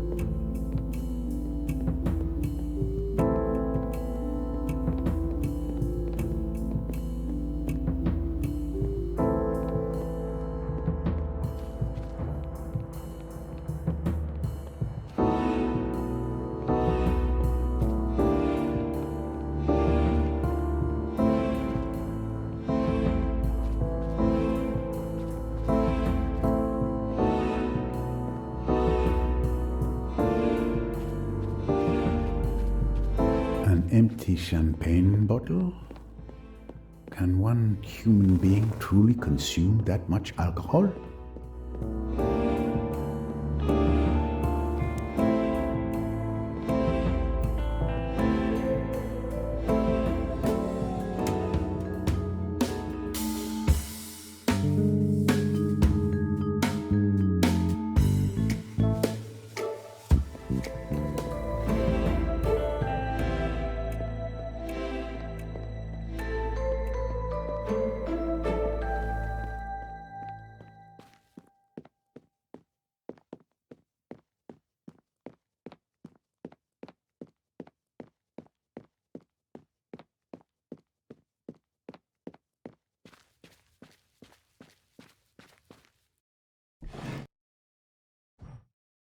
pool net. A container of coarse salt for replacing chlorine in swimming pool water.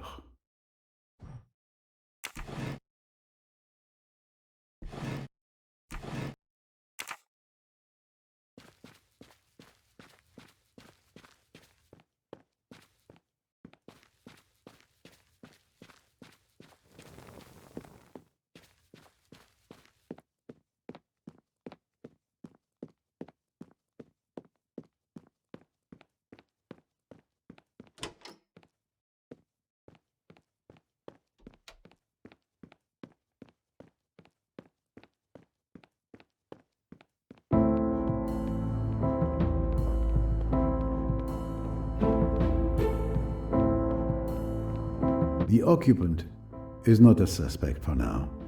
I don't need to disturb them.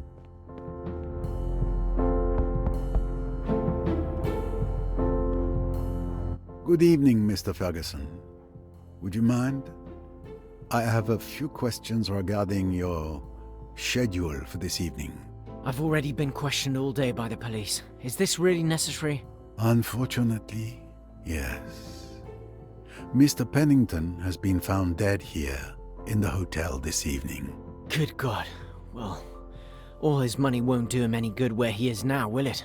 I'm not interested in a character endorsement, monsieur.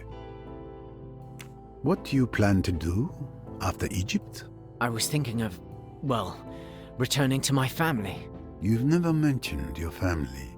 We're not very close, my family and I, but this time returning to England, the Virginia Water area. Do you know it? Ah, Virginia Water. In Runnymede? Quite lovely, I believe. You come from more affluent origins than you let on. Tell me about your evening. My evening? Well, after dinner, I stayed at my table for a while to enjoy that view one last time. After a while, I'd say around 8:30 p.m., I went back to my room. Did you see anyone outside at that time? I remember seeing Tim and Rosalie taking a stroll. Pennington was guzzling something down by the pool. Oh, and Hayashi and Mrs. Allerton were chatting in the amphitheater. And then? Around 9:10 p.m., I wanted to smoke. I realized I'd forgotten my cigarettes at my table. So I went back down and ran into Miss Royce. She borrowed a cigarette from me. We smoked together, chatted, and she's quite a remarkable woman. Then we went back inside. How long did you stay there? Just enough time for a cigarette, about 10 minutes at most. After that, I didn't leave my room again. And Mr. Pennington, did you see him while you were smoking? No, we were leaning against the railing facing the pool. There wasn't a soul outside. Very well. Thank you.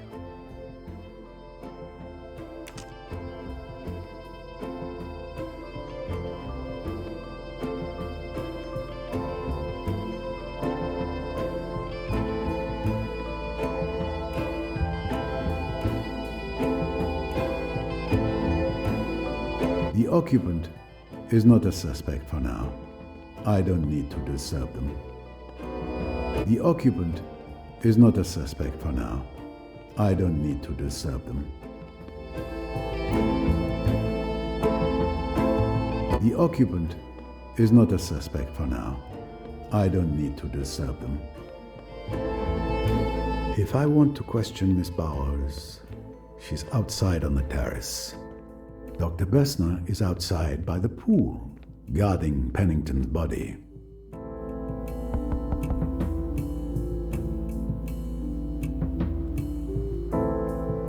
Good evening. Am I disturbing you?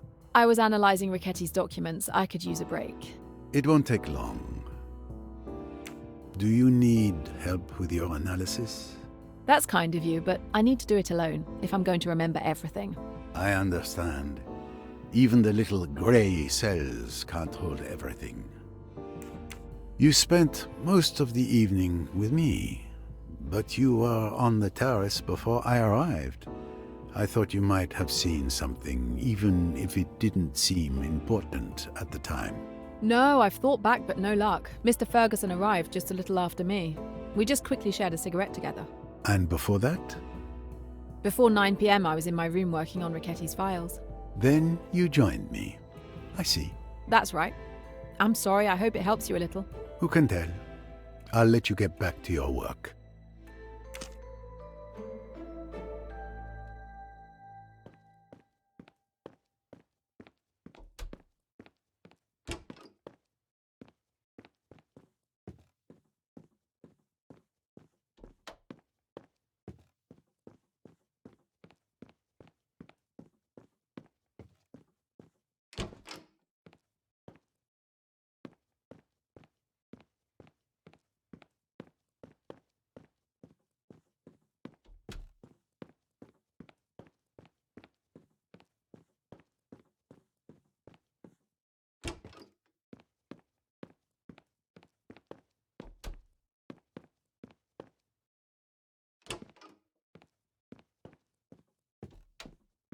Clearly, the room was prepared by the hotel staff, but Pennington never set foot in his room.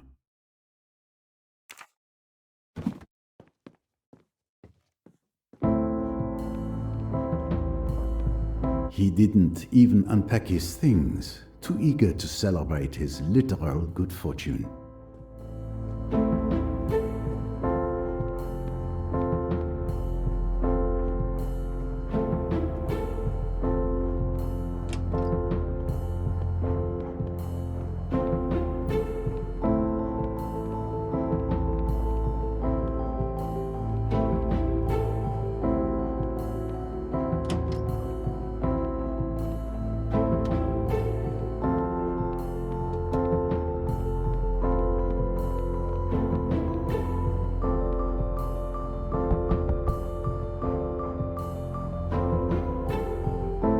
Good evening. Sorry to disturb you at this late hour. Not a problem, Mr. Poirot. As you can see, I wasn't asleep. Is there something wrong? May I come in? Well, as you wish.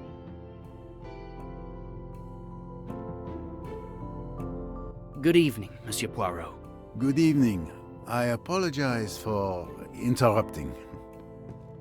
I'm afraid I bear more bad news. Mr. Pennington is dead. My God. Another death? Will this madness never end? How are you holding up, miss? I confess I'm terrified. Tim has been looking after me. That's good of you, Mr. Allerton. I'm doing what I can. Could you both tell me about your evening? It's simple. We've been together all evening. After dinner, we went for a walk in the garden. Did you see Mr. Pennington there? Yes, he was alone by the pool, gulping down something alcoholic. We came back inside around 8 p.m. It was starting to get cold. Did you go out again? Yes, around 9:30 p.m. We relaxed in the amphitheater for half an hour or so. These desert nights can be sweltering. Then we came back inside. And Mr. Pennington, did you see him during your time there? I'm afraid I was only paying attention to this lady here. Mr. Pennington wasn't there anymore. Are you sure? By the pool, perhaps? Absolutely certain. I didn't see anyone by the pool either, going or coming back. Thank you.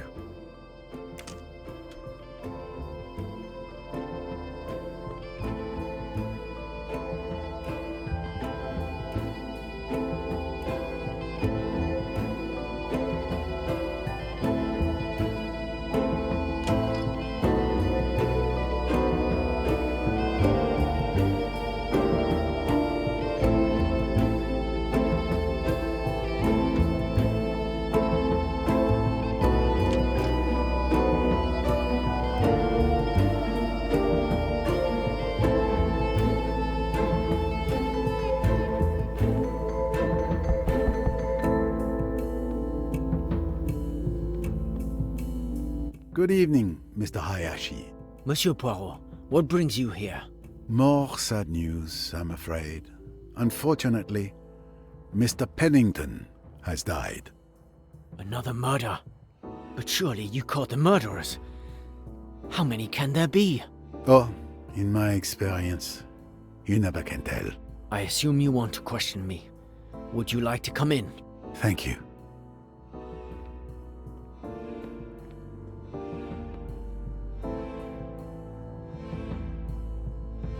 I understand that you didn't have much affection for Pennington.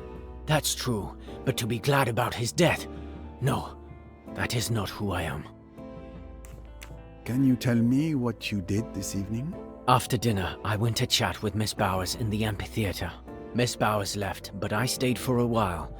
Mr. Pennington was still there. I went back to my room around 8:30 p.m. Then I went back around 10:30 p.m., and there was no one outside. I went back to my room a few minutes later. I haven't moved from here since. Thank you for your testimony. At your service.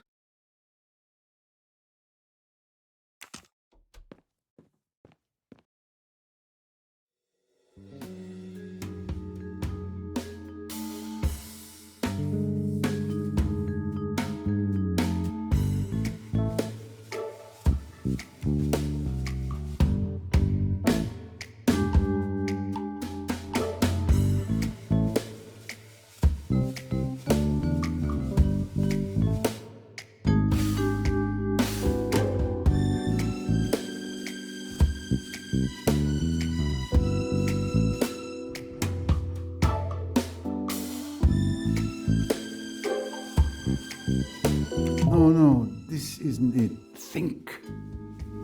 No, I must have missed something. Someone is lying. With the elements I have, the time of death is between 10 p.m. and 10:40 p.m. Bowers is definitely innocent because she didn't have the time to kill Pennington. If it were Miss Royce, Mr. Ferguson, Tim Allerton, or Rosalie Otterborn who had lied, Mr. Hayashi would have had to find the body floating. However, he claims to have seen nothing. So since he is the last one to say he saw nothing, he must be lying. Another victory for Poirot, of course.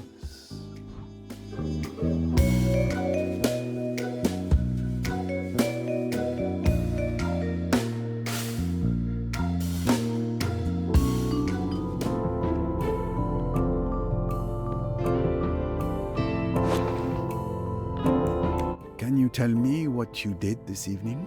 After dinner, I went to chat with Miss Bowers in the amphitheater. Miss Bowers left, but I stayed for a while. Mr. Pennington was still there.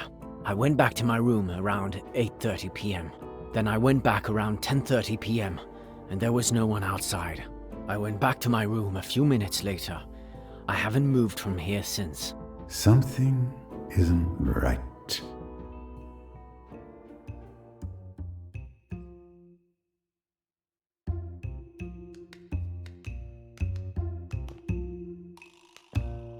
Sir, you are lying to me. Sir, I am not.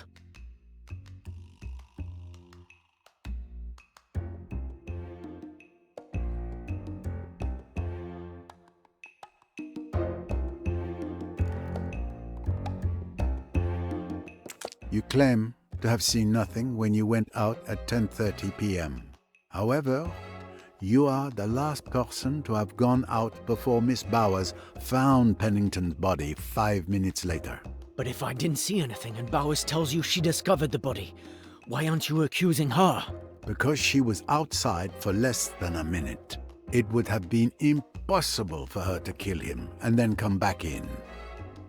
Why would she lie to me? I killed him. I knew it.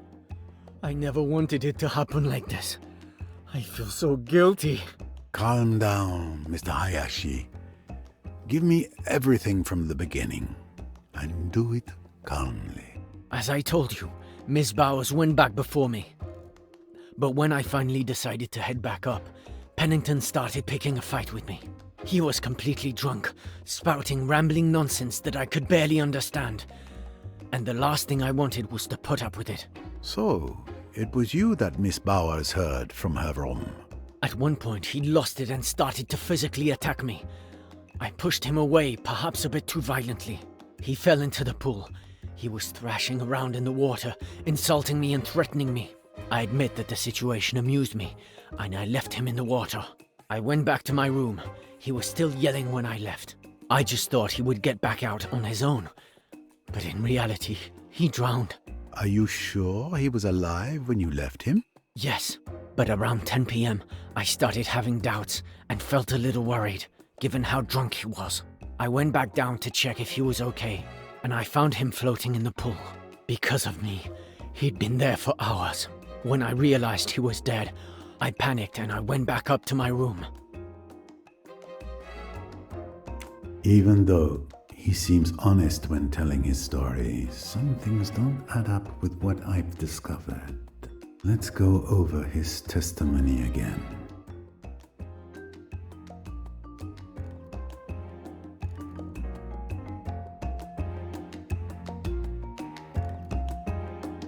No.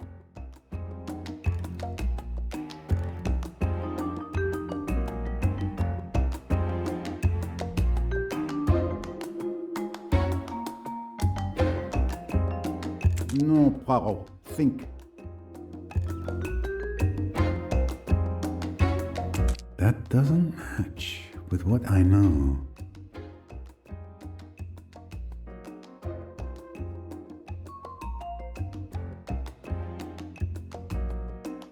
Mr. Hayashi, you told me that Pennington drowned. I can assure you that he died from hitting his head on the edge of the pool. I don't understand. He didn't hit his head. I pushed him into the water. And there's more.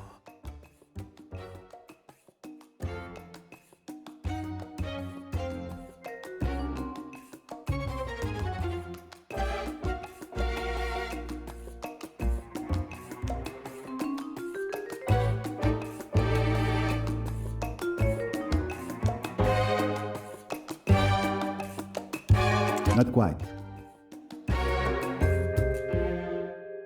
I don't think so.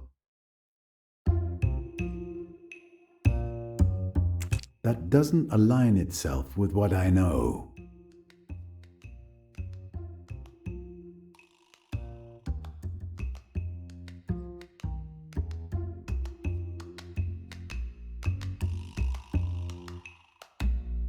That's almost it.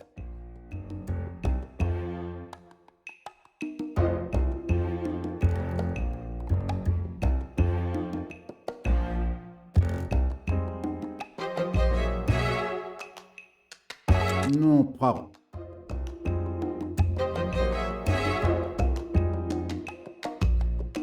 Not really. Mr. Hayashi, you think you left Mr. Pennington dead in the pool for hours.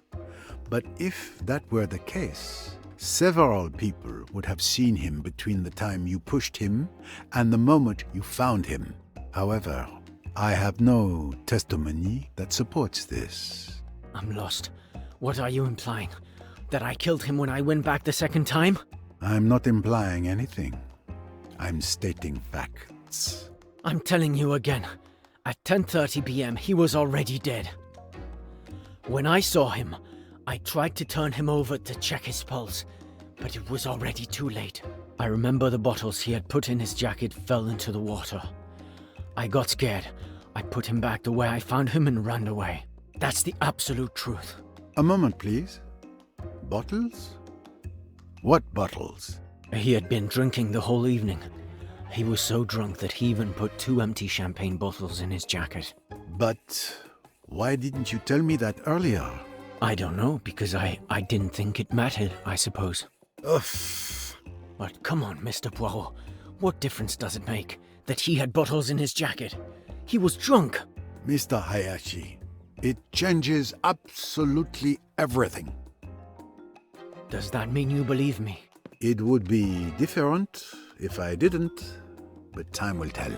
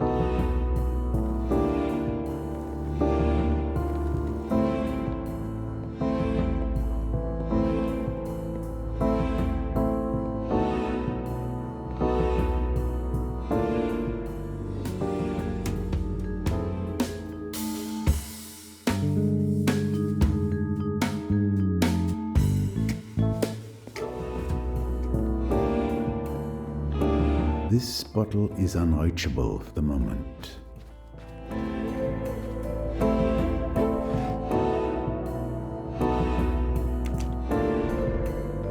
I'm going to need that. Here we are, fishing again.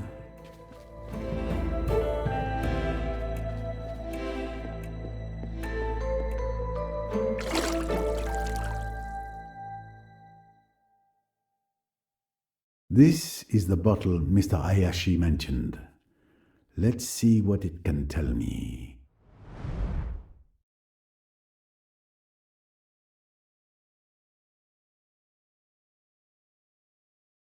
There's a white residue at the bottom. It's salt, without a doubt.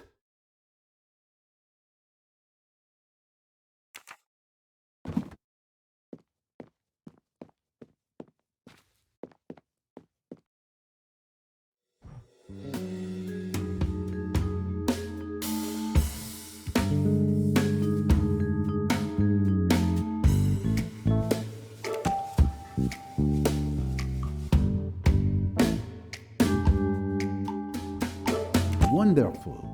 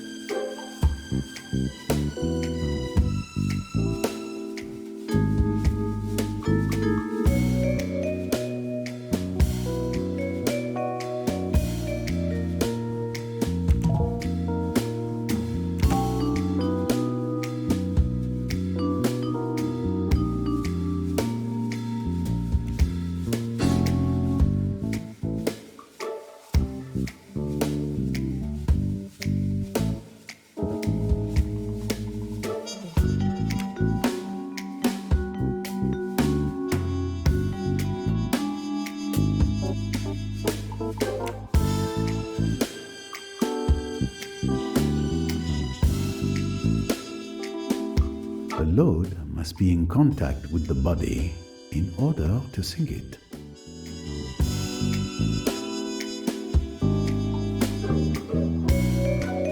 The bottles filled with salt were used as weights to sink the body. The salt took a long time to dissolve in the water. Once it had almost completely dissolved, the body resurfaced. Excellent detective work. Naturally.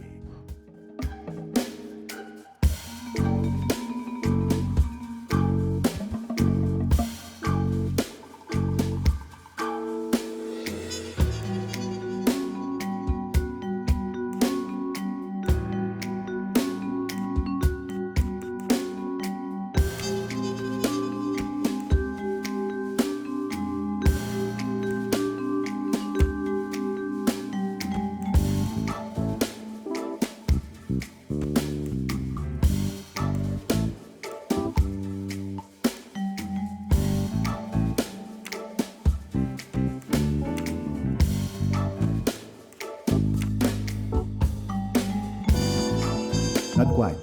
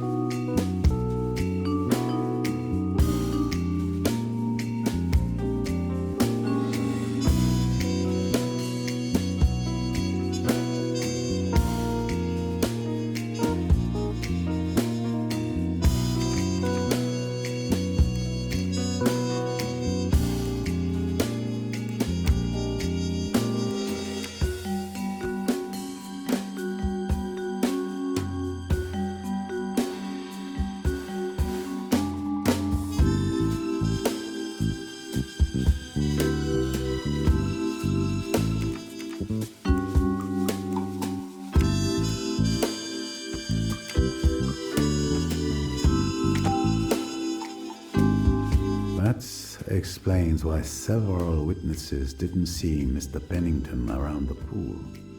And more importantly, it changes the time of death that I had estimated between 10 p.m. and 10:40 p.m. My little grey cells did not let me down.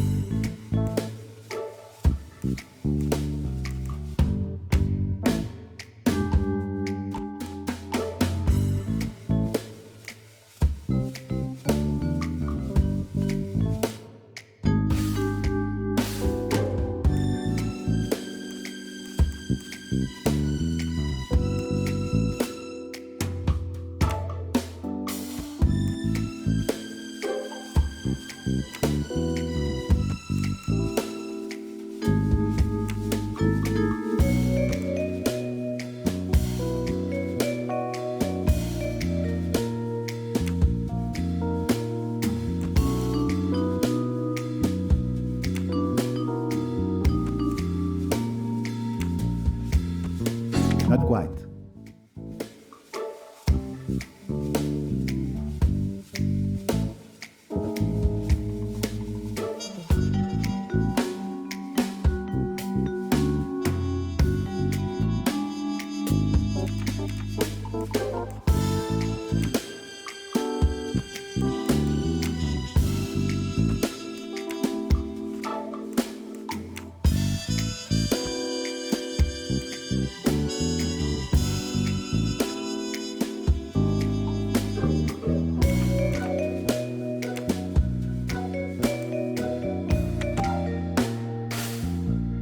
So, Mr. Pennington was killed after Mr. Hayashi argued with him.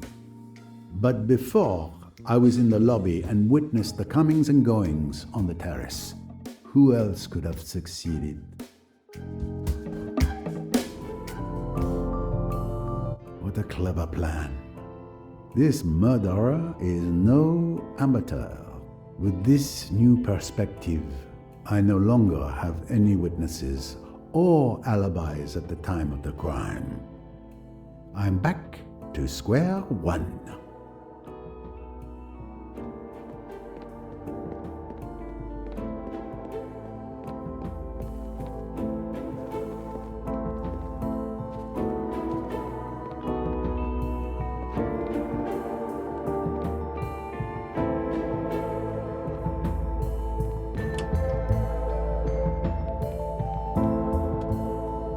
Mr. Poirot, I was looking for you. Voila, you have found me. I remembered what Pennington said to me during our argument. I'm listening. At the time, when he threatened to kill me, I didn't understand. But the more I think about it, the more I believe it's important. Tell me everything. He said to me, "Stop sticking your nose in my business. You're lucky Riquetti isn't around anymore. He would have taken care of you." Well, it seems like Pennington and Riquetti knew each other, doesn't it? It does, indeed. Thank you, Mr. Hayashi. Glad to have helped you. Pennington murdered. Pennington and Riquetti knew each other. The clues are coming together.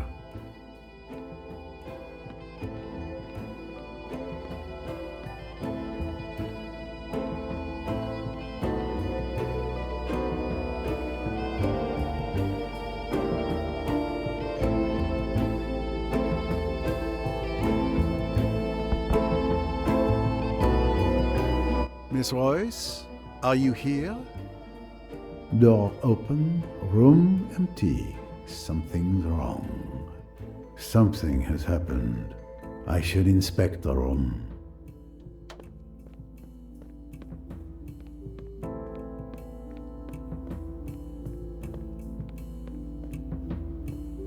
Miss Royce taped some things to the wall. Evidence cards, clues. What did she discover?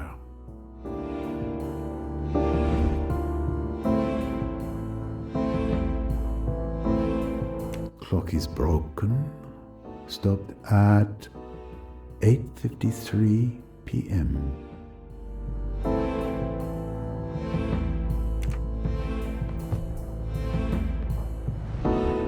This lamp has been put back in place, but it must have fallen to the floor.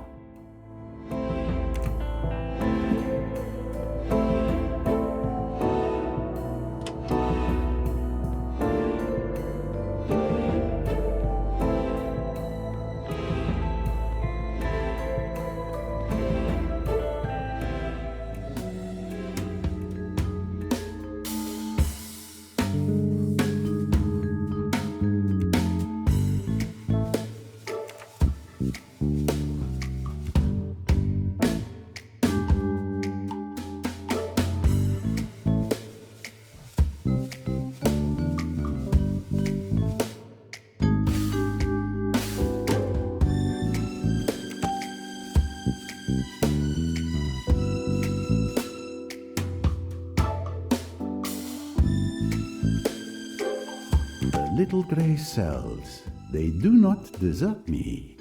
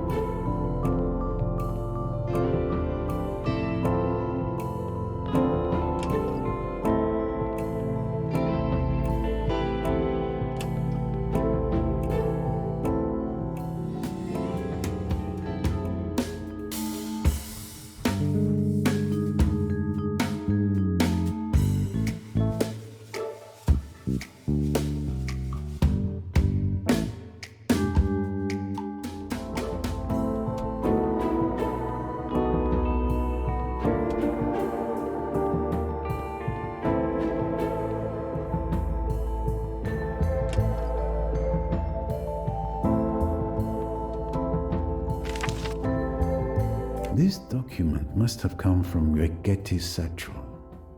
But where is the rest? And where is the satchel?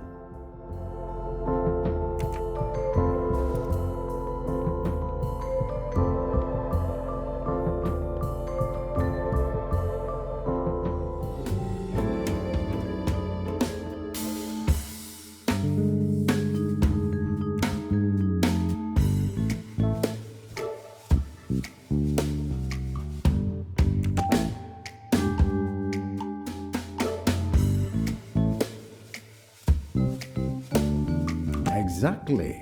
I'm right.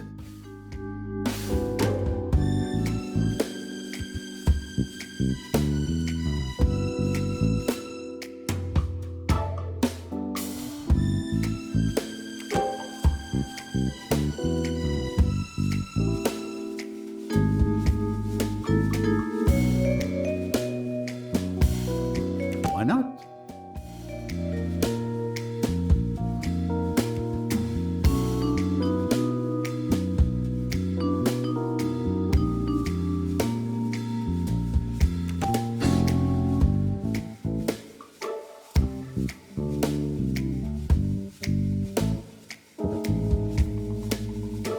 No, use the little grey cells, Poirot, or they will rust.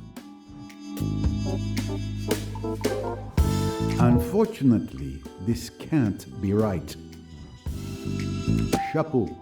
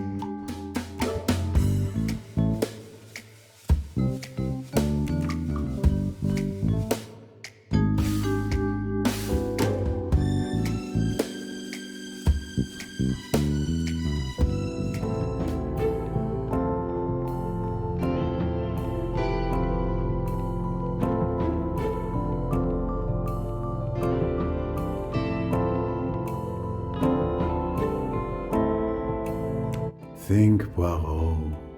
The clues don't point to this person.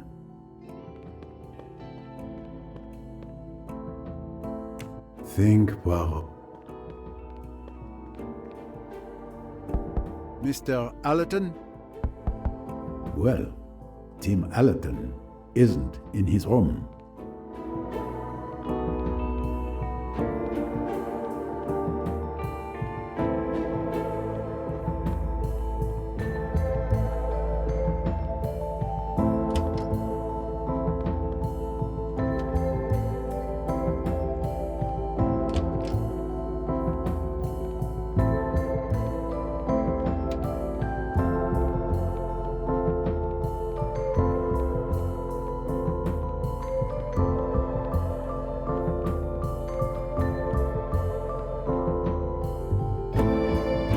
Think, Poirot.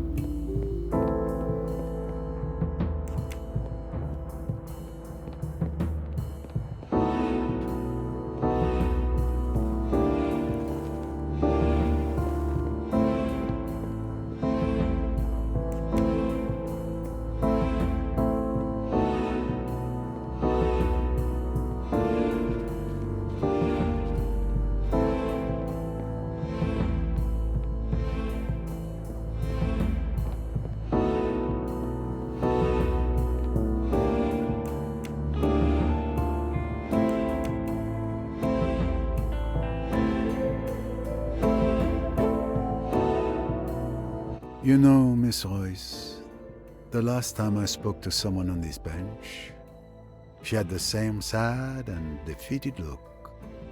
It's a good place to reflect. I'm not used to giving compliments, but you are an excellent detective. Your help was invaluable in unmasking Jacqueline de Belfort and Simon Doyle. I thank you again. It was a privilege to work with you, Mr. Poirot.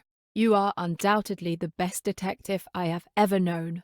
And yet, there are days like today when I would rather not be.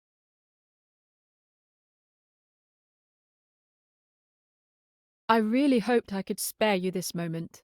You neatly threw me off the scent. The idea of the salt bottles was quite clever.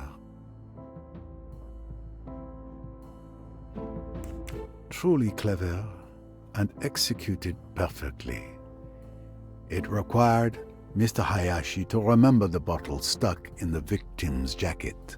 Even then, only an outstanding detective could grasp the critical importance of this detail in the investigation, delaying the discovery of the body. Very ingenious. I long believed that the death occurred just before the body was found. No, I suspected Hayashi at first because he lied to me. Jane couldn't have predicted who would find the body first. You made it seem like the murder occurred much later, thereby creating a rock-solid alibi for yourself at the time of the body's discovery. One must appreciate the irony, as it was I who inadvertently provided you with that alibi by inviting you to play chess. But I suppose you wouldn't have had any trouble finding another way. And you also needed someone who could testify that the pool was empty when you were there. Indeed, Tim and Rosalie did go out and confirm that the pool was empty. But Miss Royce had no way of knowing that. After sinking the body, you deliberately waited for someone to come out onto the terrace. That was Ferguson. You made sure he saw that the pool was empty. By leaving an empty bottle at the top of the stairs by the dock, you hoped to make it seem like Pennington had gone down to the docks by himself all along. But ultimately, your presence on the terrace before Ferguson's arrival worked against you. Once the hypothesis of a death at 10 p.m. was ruled out, you became my primary suspect by default.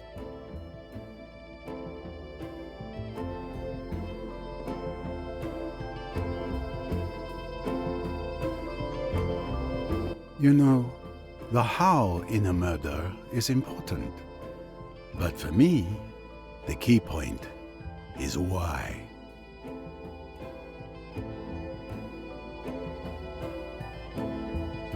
Why kill Pennington? When I found your room door open, I almost wondered if you had done it on purpose. And everything became clear when it dawned on me that you had ransacked the room yourself.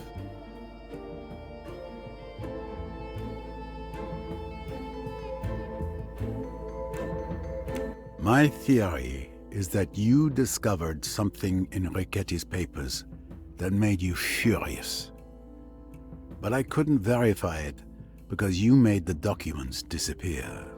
I imagine that they must now be at the bottom of the Nile, along with Ricchetti's satchel. The river bottom was a very popular dumping ground throughout this case.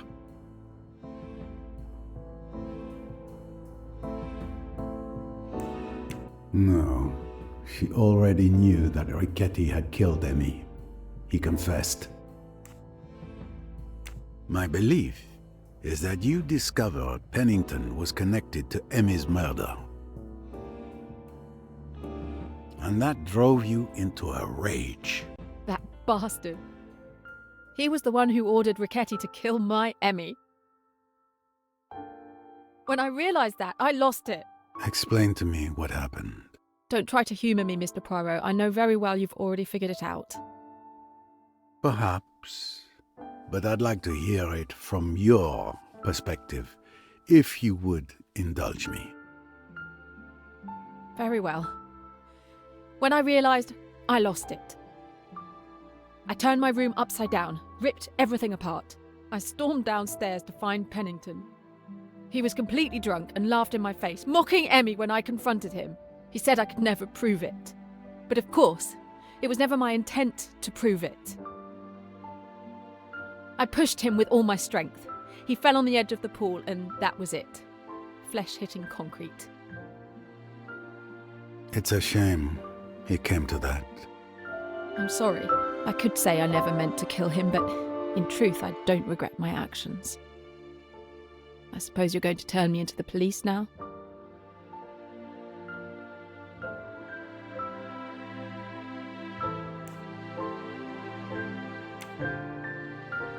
The police?